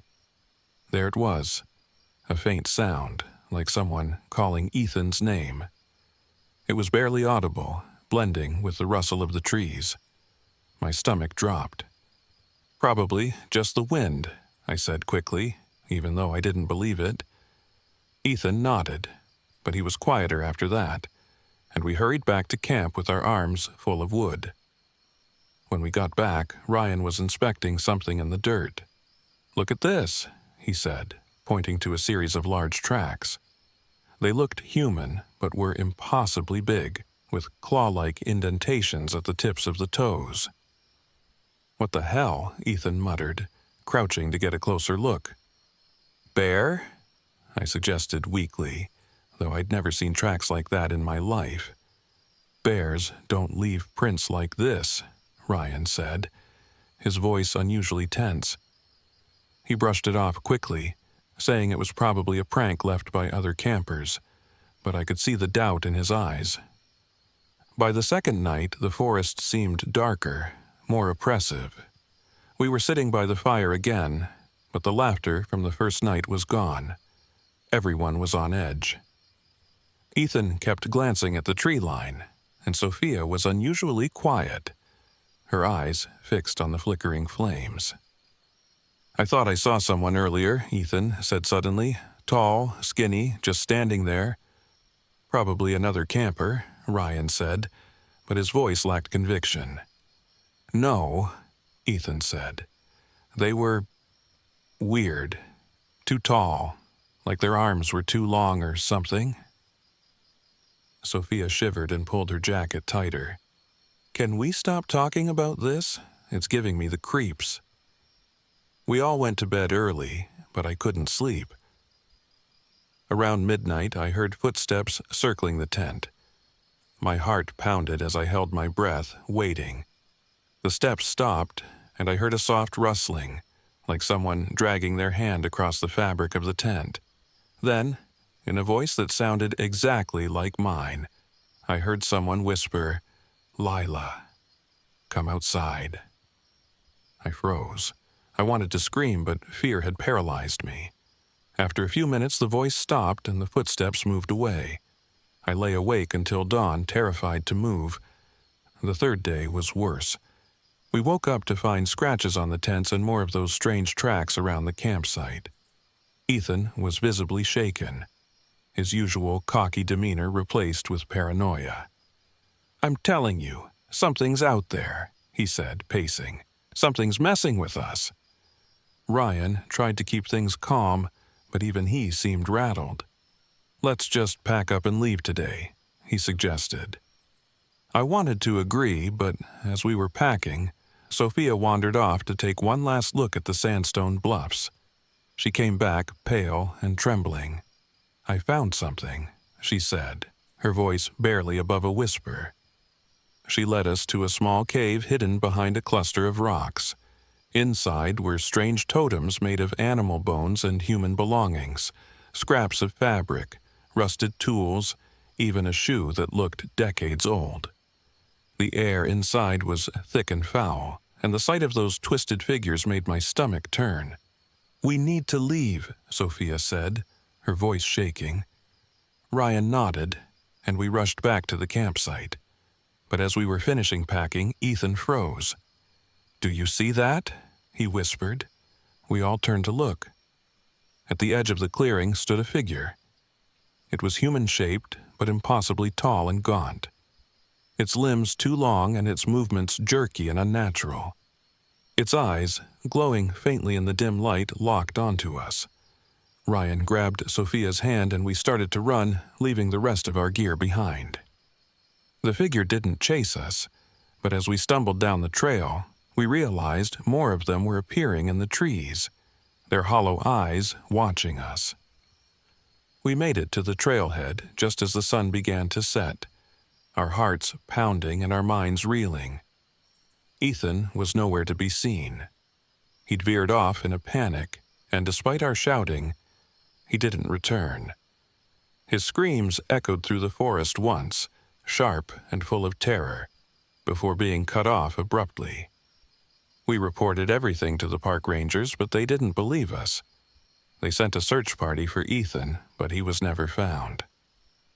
I still don't know what we saw in those woods. Skinwalkers, spirits, or something else entirely. I'll never be sure. But I do know one thing. Giant City took something from me that day. It took my sense of safety, my love of the wild, and my friend Ethan.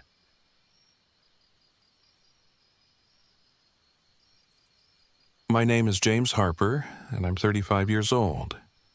This happened last October, during what I thought would be a quiet camping trip at Pere Marquette State Park, Illinois.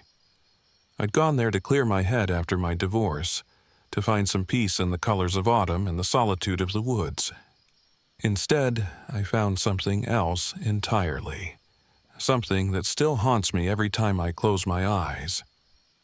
I just finished setting up my RV in a secluded spot not far from the Ilinois River. It was perfect. The trees were alive with reds and oranges, and the air had that crisp bite that makes everything feel fresh. My ex-wife, Marcy, didn't understand why I loved camping, why I needed the silence. "You can't fix things by running away into the woods, James," she'd said once. She wasn't wrong, but at the time, I just needed to be alone. As I parked, I noticed an old man sitting on a fallen log near the trailhead. His clothes were worn, his face leathery from years in the sun. He gave me a slow nod and called out, "You be careful out here, stranger." "Careful of what?" I asked, half smiling. He waved a hand toward the woods. "The Lantern Man. He likes to find folks like you, folks with heavy hearts." I didn't laugh, but I wanted to, just another local legend, I thought. I thanked him and went about setting up my site. That night, after a quick dinner of canned soup, I sat outside in the dark, staring at the stars. The woods were alive with sound. The chirping of crickets, the occasional hoot of an owl, the rustle of leaves in the breeze. I felt a sense of peace I hadn't felt in months. But then, as the hours crept by, the sounds began to fade. The crickets stopped, the breeze stilled. An unnatural quiet settled over the forest. I told myself it was just my imagination, but then I saw it. A faint light bobbing between the trees.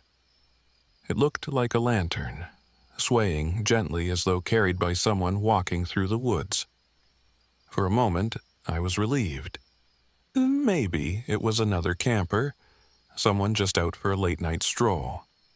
But as I watched, the light moved in a way that made my stomach twist. It didn't follow any path, weaving aimlessly between the trees, sometimes darting away, sometimes hovering in place. "Hello?" I called out, but my voice felt small against the oppressive silence. The light paused for a moment, then receded deeper into the woods. Something about it felt wrong, but I couldn't look away. Finally, I shook myself and went inside the RV, locking the door behind me. I lay in bed, staring at the ceiling, but sleep didn't come. The next morning, I told myself it was nothing. Probably just a trick of the light or some kid messing around. But as I walked around my campsite, I noticed something strange. Small carvings etched into the bark of the trees around me. Lantern shapes crudely scratched into the wood. My stomach tightened, but I forced myself to shrug it off. "Coincidence," I muttered, grabbing my camera and heading out to photograph the bluffs. I spent the day hiking and taking pictures, but I couldn't shake the feeling that I was being watched. Shadows moved in the corner of my eye, and every time I stopped to listen, I heard faint whispers. Too soft to understand, but just loud enough to set my nerves on edge. That night, it happened again. The lantern light appeared, closer this time. I watched it from inside the RV, my breath fogging the window. It moved in slow, deliberate circles, as if it were searching for something. And then I heard a voice, a soft, sing-song voice calling my name. "James, come outside." I froze. It sounded like Marcy, but I knew it couldn't be. My phone buzzed on the table and I grabbed it like a lifeline. It was Marcy calling me. I didn't answer, but her voicemail came through a minute later. "James, please call me back. I'm worried about you." I wanted to laugh. Worried about me? She was the one who'd left. I deleted the message and turned off my phone, but the voice outside kept calling, growing softer, fainter, as though it were moving away. Without thinking, I opened the door and stepped outside. The air was cold, and the forest was still. The light hovered just beyond the clearing, swaying gently. My feet moved before I could stop them, carrying me toward the glow. I don't know how long I walked, but the forest seemed to shift around me. The trees grew taller, their branches curling like claws. The trail disappeared, and the light was the only thing guiding me. Finally, I stumbled into a clearing and saw it. An old, crumbling cabin, half hidden by vines and moss. The lantern hung from a hook on the porch, its flame flickering. Inside, the air was thick and stale, smelling of rot and damp earth. The walls were lined with strange carvings, more lanterns, along with symbols I didn't recognize. In the center of the room stood a table, and on it was a mirror. When I looked into it, I didn't see my reflection. Instead, I saw myself as I wanted to be, confident, happy, standing beside Marcy with a smile on my face. The sight made my chest ache. "You can have it," a voice said, soft and lilting. I spun around and saw her, a little girl, barefoot and pale, standing in the doorway. Her eyes were too dark, her smile too wide. "You can stay here in the light. You don't have to go back to the sadness." "What are you talking about?" I asked, my voice trembling. She tilted her head. "The lantern man shows you what you want." All you have to do is follow the light." I backed away, shaking my head. "This isn't real." Her smile faded. "You shouldn't have come here," she whispered. "Now he won't let you leave." The lantern's light flared, and the room seemed to close in on me. Shadows moved along the walls, taking shape. Long, gaunt figures with hollow eyes and outstretched arms. Panic surged through me, and I grabbed the lantern from the hook, smashing it against the ground. The light went out, and the cabin dissolved into darkness. The last thing I heard was the girl's voice, shrieking in anger. I woke up on the ground, the sun rising through the trees. My RV was parked just a few yards away, as though I'd never left the campsite. But the scratches on my arms and the mud on my boots told me it had all been real. As I packed up and drove away, my phone buzzed with a new voicemail from Marcy. For the first time, I listened. "I'm sorry, James," she said, her voice breaking. "I miss you. Call me." Tears blurred my vision as I glanced in the rearview mirror. For a moment, I thought I saw the lantern light flickering in the distance, watching me go. I haven't been back to Père Marquette since. I don't know if I ever will.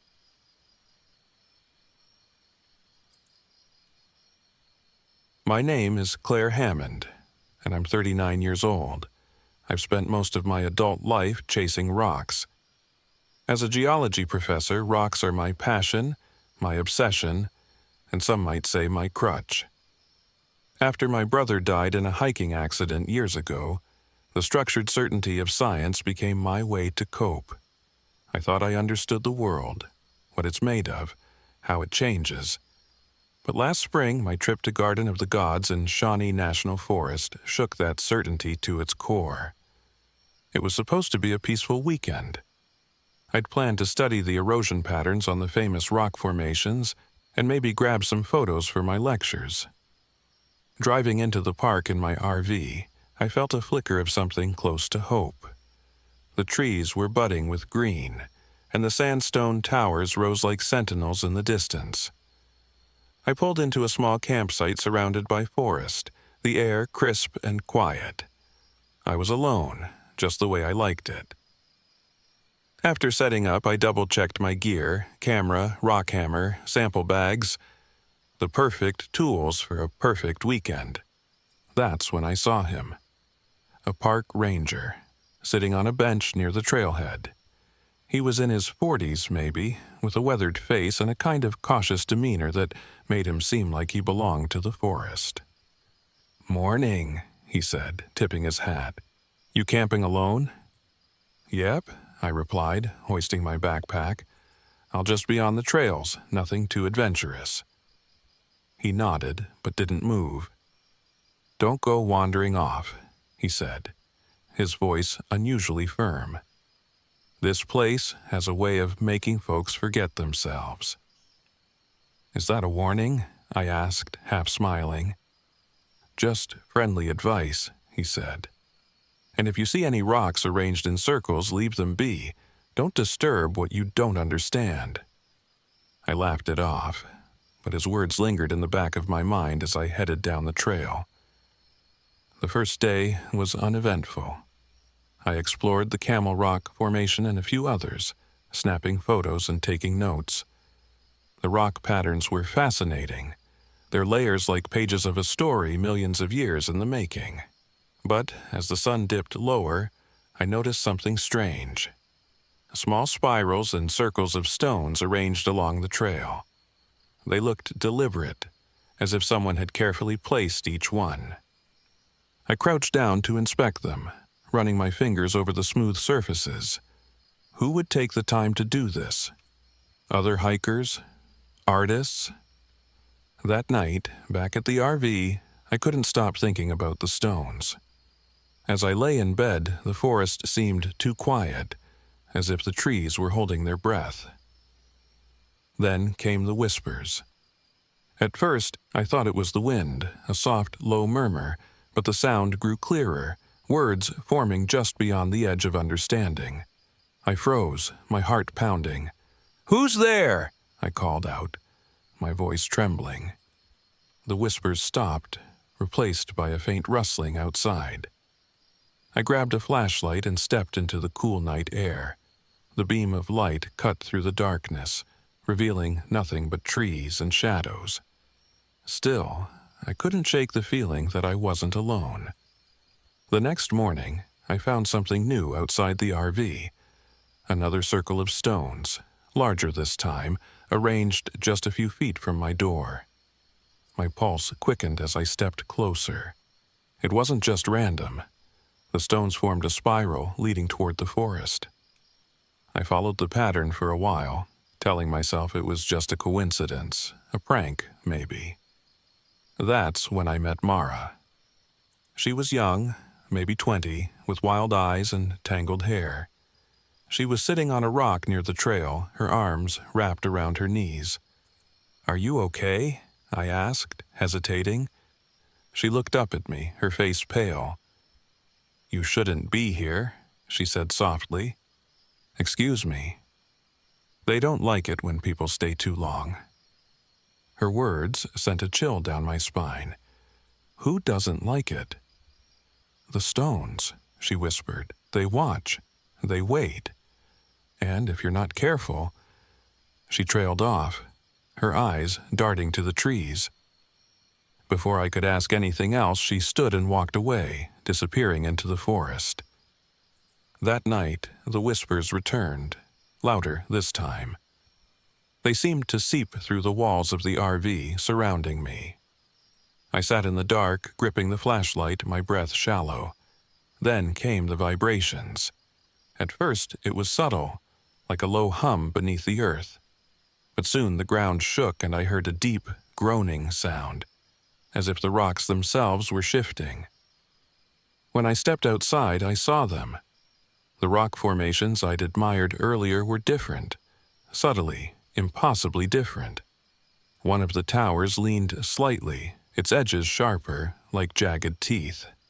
Another seemed to have moved closer, though I knew that couldn't be true. And then there were the new stone circles. Dozens of them, spiraling outward from the RV like a web. Panic clawed at my chest. I needed to leave. I ran back inside, started the engine, and nothing happened. The RV sputtered and died. "No," I whispered, turning the key again and again. "Not now." A faint knock at the door made me freeze. I turned slowly, my heart hammering. Mara was standing there, her face pale and expressionless. "They've chosen you," she said, her voice hollow. "What are you talking about?" I shouted. "The Guardians," she said. "They don't like people taking from their land. You disturbed the stones." "I didn't touch anything." Her eyes flicked to my bag, where I'd stored a few rock samples. "You took pieces of them," she said. "Now they want something in return." Mara led me deeper into the forest, to a place she called the Circle.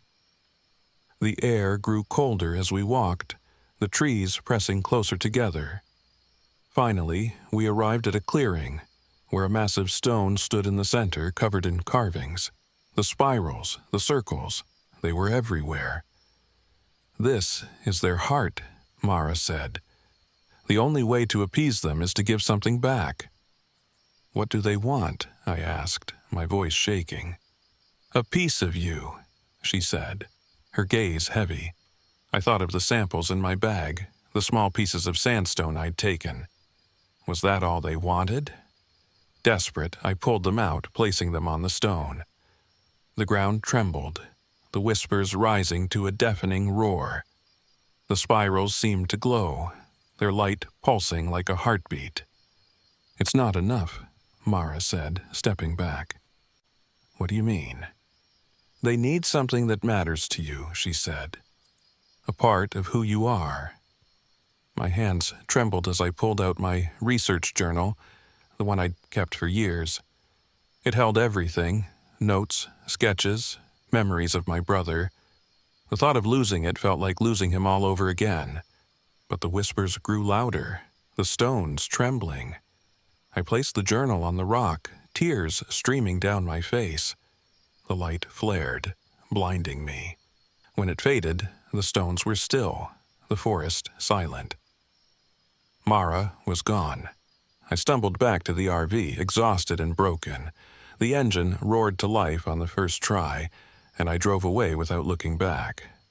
To this day, I don't know if Mara was real, if the Guardians were real, but every time I open a geology book, I think of that place, of the stones, of what they took from me, and I wonder if they'll ever want more.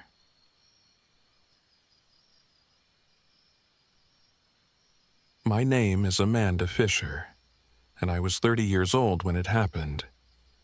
It's been 3 years since that night in Forest Glen Preserve, but the memories haunt me like it was yesterday. I can't sleep without seeing her face, twisted and gnarled, her hollow eyes boring into my soul. I'm telling this story not because I want to, but because I need someone to understand what we faced.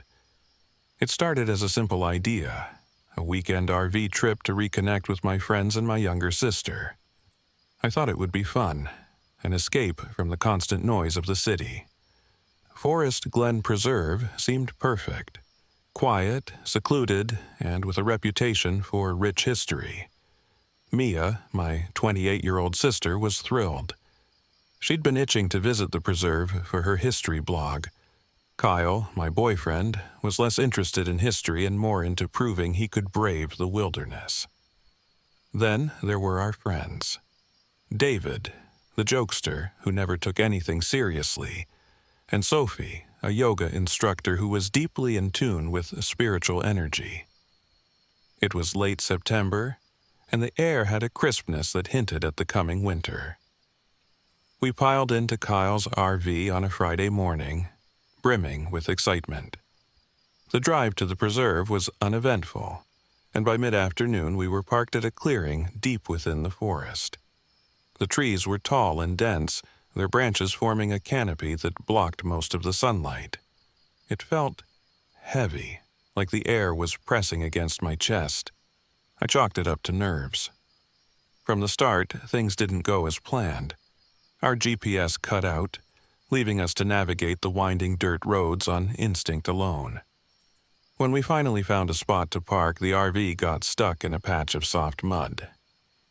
We tried to laugh it off, but tensions flared as Kyle and I argued about who should have checked the road conditions. While setting up camp, we discovered a broken tent pole, a missing lantern, and, somehow, a damp sleeping bag. "Bad luck," David said with a grin, but Sophie looked uneasy.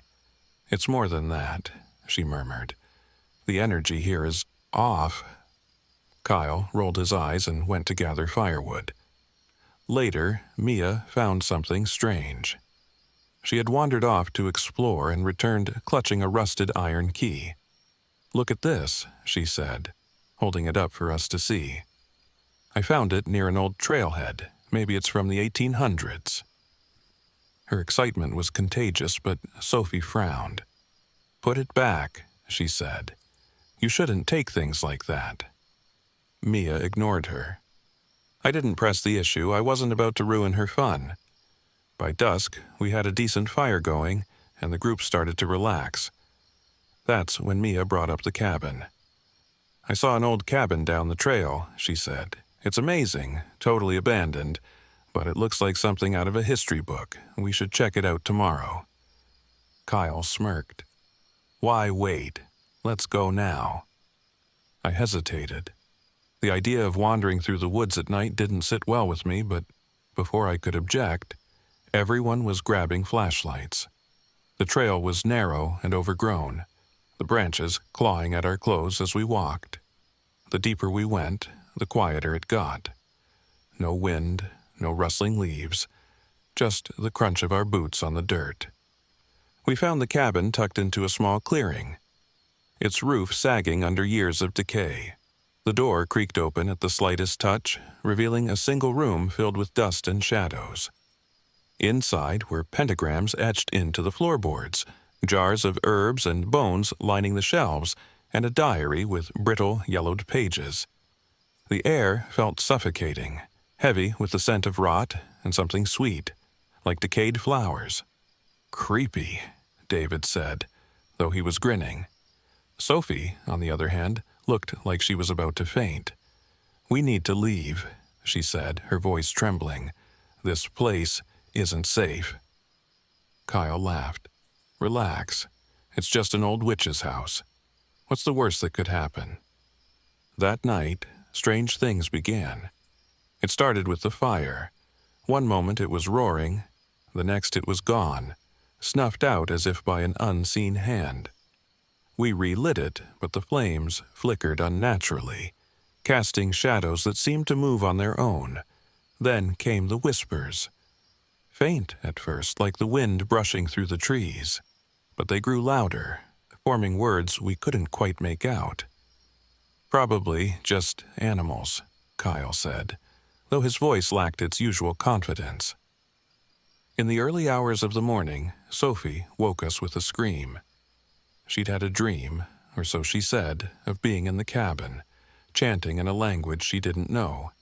"It felt real," she said, her hands shaking. "I was her, the witch." None of us slept after that. The next day, things got worse. Symbols identical to those in the cabin began appearing around our campsite, carved into trees, drawn in ash on the RV.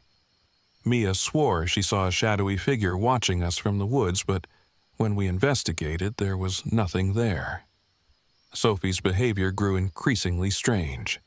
She spoke in hushed tones, her voice distorted, her words often making no sense. "She's here," she whispered at one point, staring into the fire. "She's always here." When David tried to lighten the mood with a joke, Sophie snapped.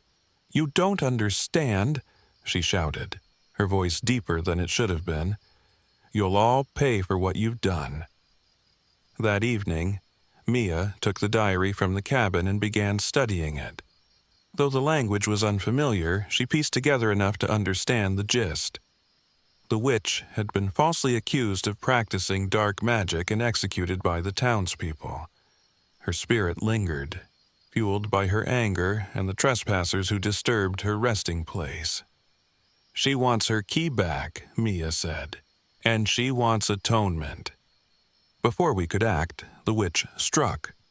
David, frustrated and panicked, stormed off toward the cabin, determined to destroy it. We heard a loud crash, followed by his screams. By the time we found him, it was too late. A massive tree had fallen, crushing him beneath its weight.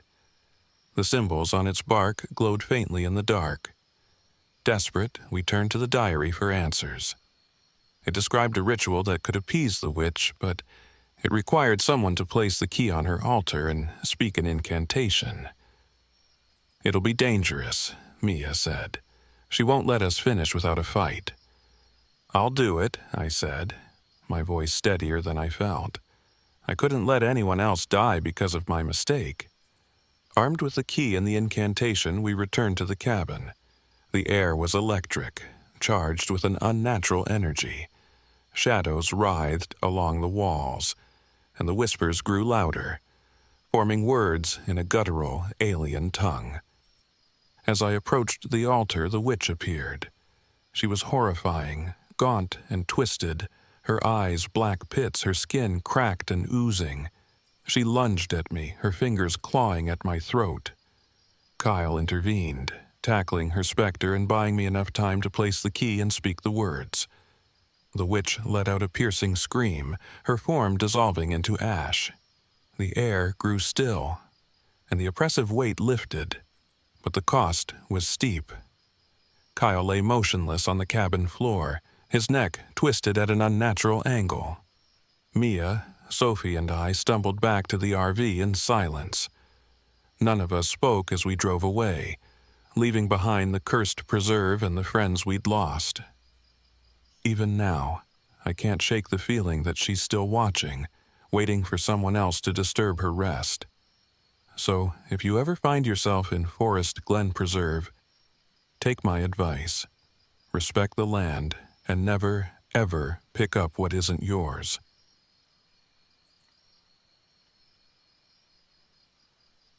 My name is Ryan Mercer. I was 34 years old when I came face to face with them. It happened at Starved Rock State Park in Illinois, a place I visited alone, as I always did, chasing my passion for wildlife photography. I've spent years traveling the country in my RV, documenting everything from soaring eagles to timid foxes. But this time, I wasn't prepared for what I found, or for what found me. I arrived at Starved Rock in late October, hoping to capture the park's autumn colors at their peak. The place was perfect for photography, with its canyons, waterfalls, and dense forests. The air was cool, the kind of crisp that makes every breath feel alive.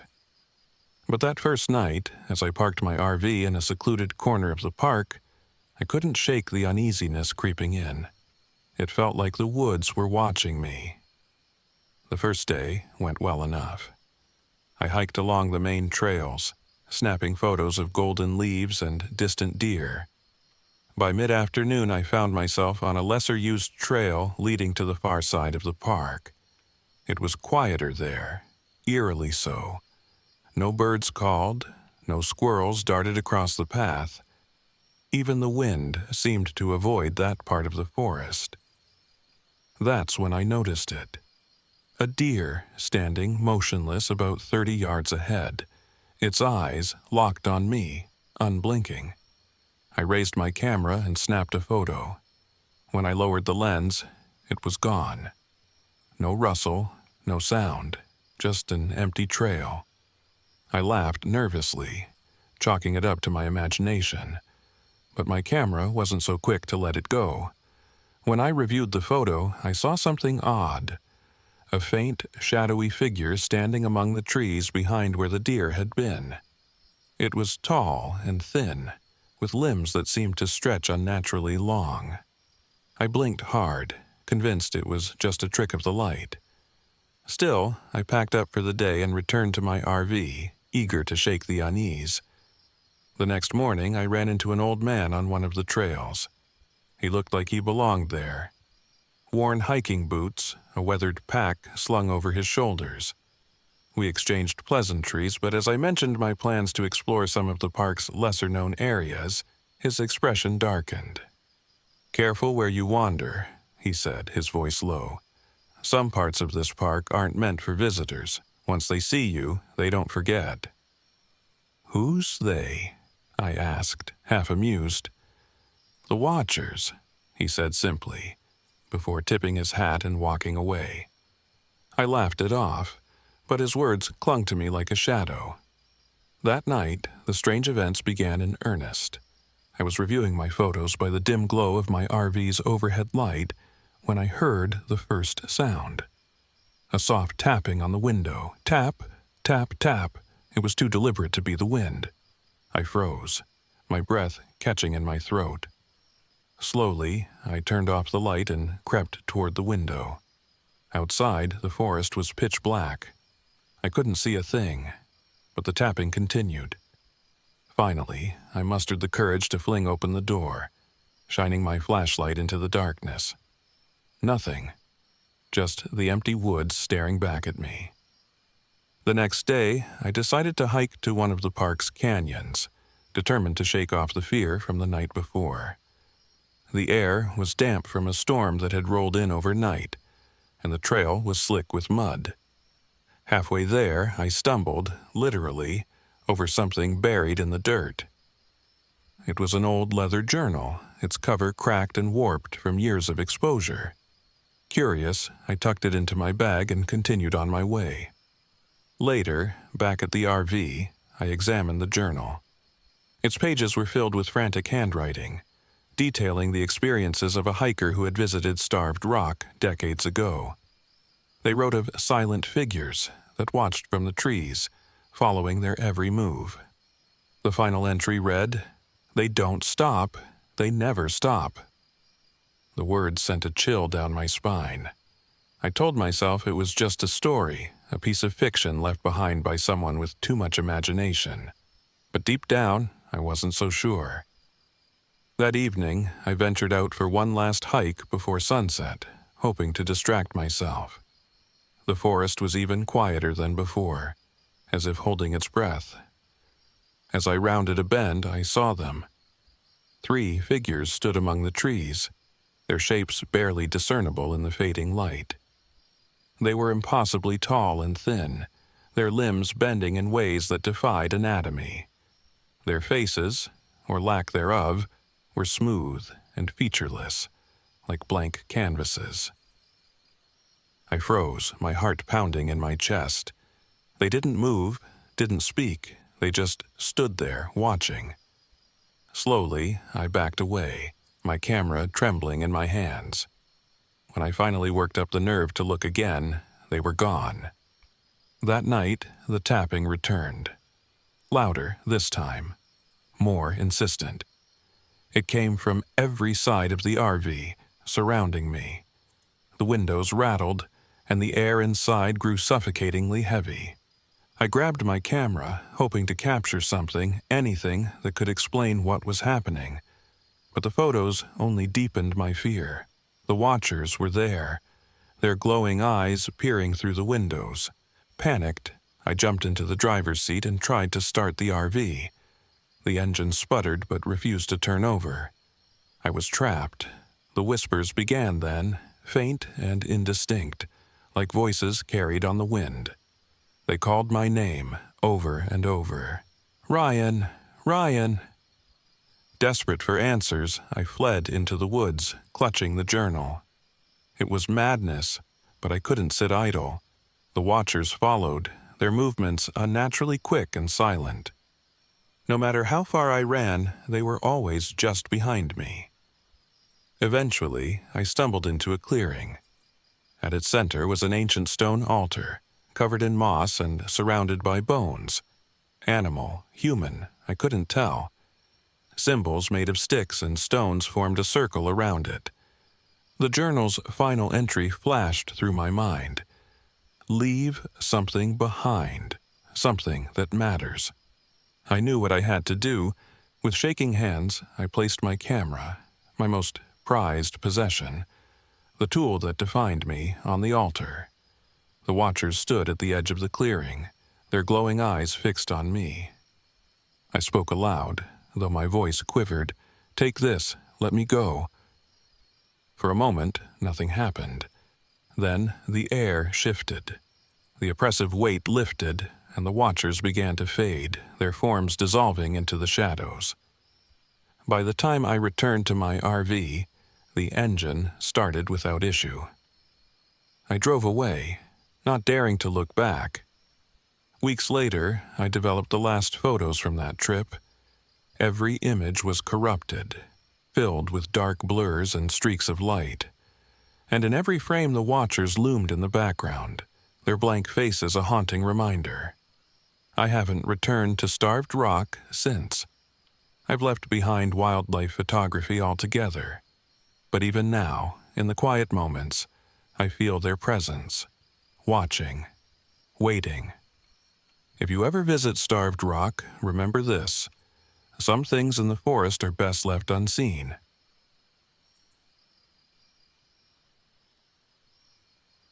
My name is Claire Hartley. I was 27 years old when I found myself face to face with something I still can't explain. It happened in October, during a solo trip to Kickapoo State Recreation Area in Illinois. I was there to gather rock samples for my geology thesis, researching the limestone formations and karst topography of the region. At least, that was the plan. I thought I'd spend a few peaceful days in the woods, surrounded by nature and my own thoughts. Instead, I left the park forever changed, haunted by what I experienced near the creek. It was mid-afternoon when I arrived, the sun filtering through the trees in golden patches.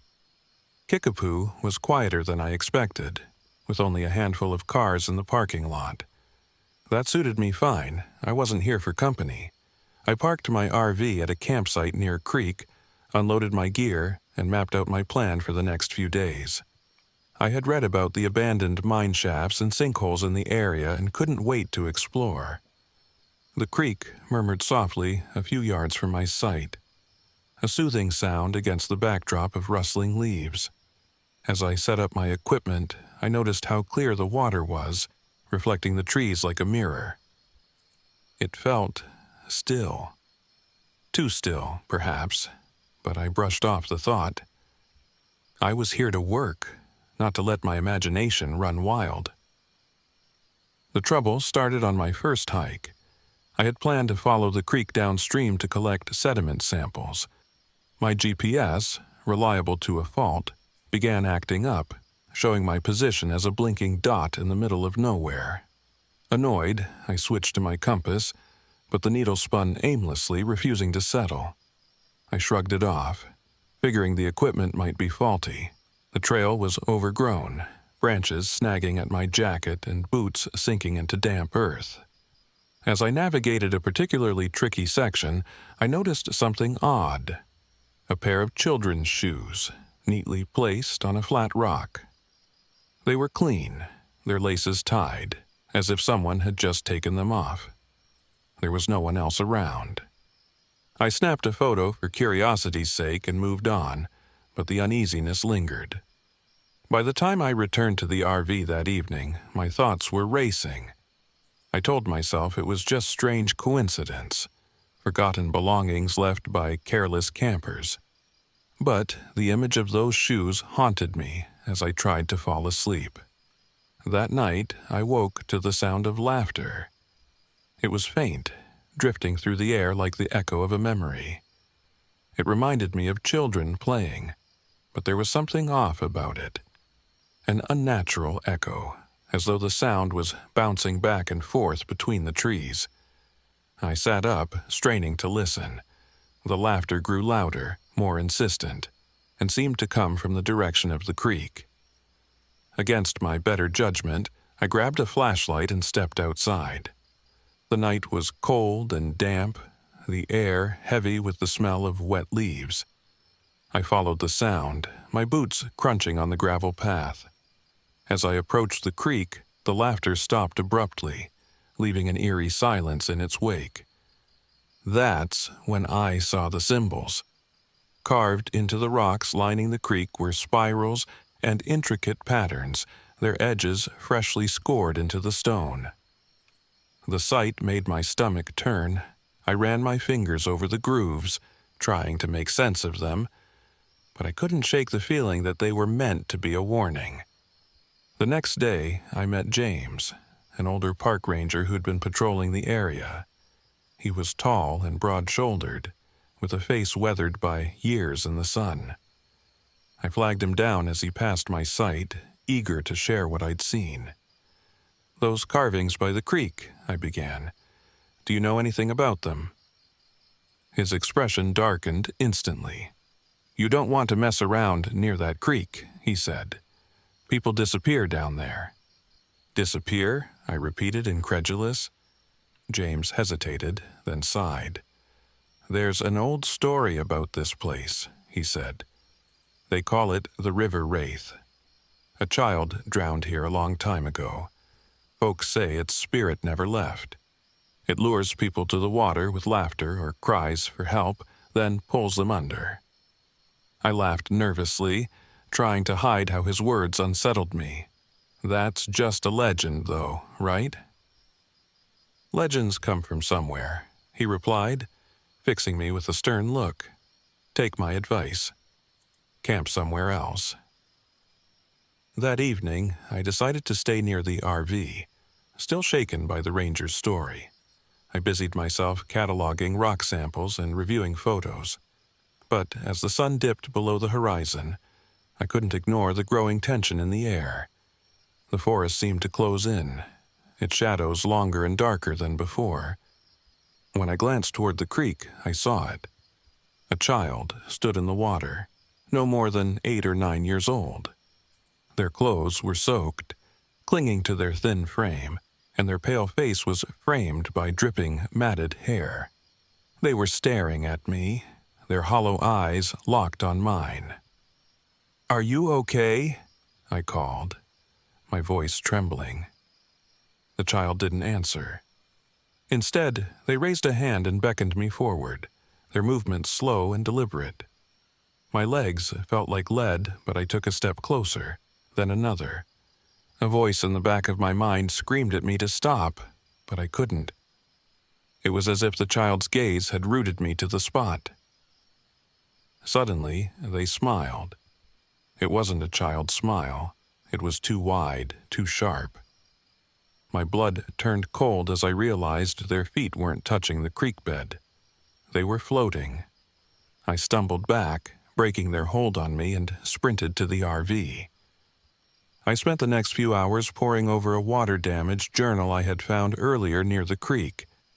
The entries, written in a trembling hand, told the story of a settler who had drowned a child in the 1800s, believing the child was cursed. The last pages were nearly illegible, but one line stood out. The child comes for those who disturb the water. They want an offering. I realized the wraith wasn't going to stop. It had marked me the moment I camped near its domain. If I wanted to survive, I had to do something. With trembling hands, I took the most precious thing I had, a locket my mother had given me before she passed, and carried it to the creek.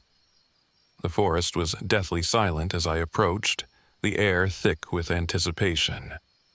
The wraith was waiting for me, its form barely visible in the moonlight.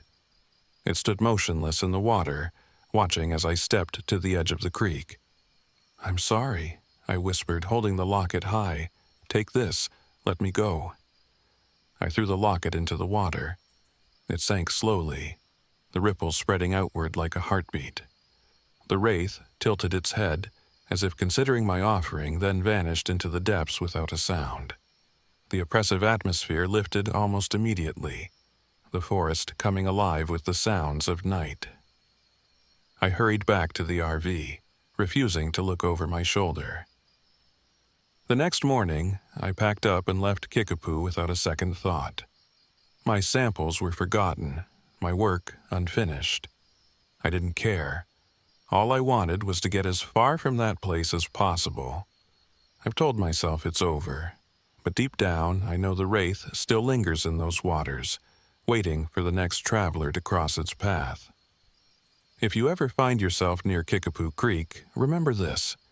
Not everything in nature is meant to be understood or disturbed.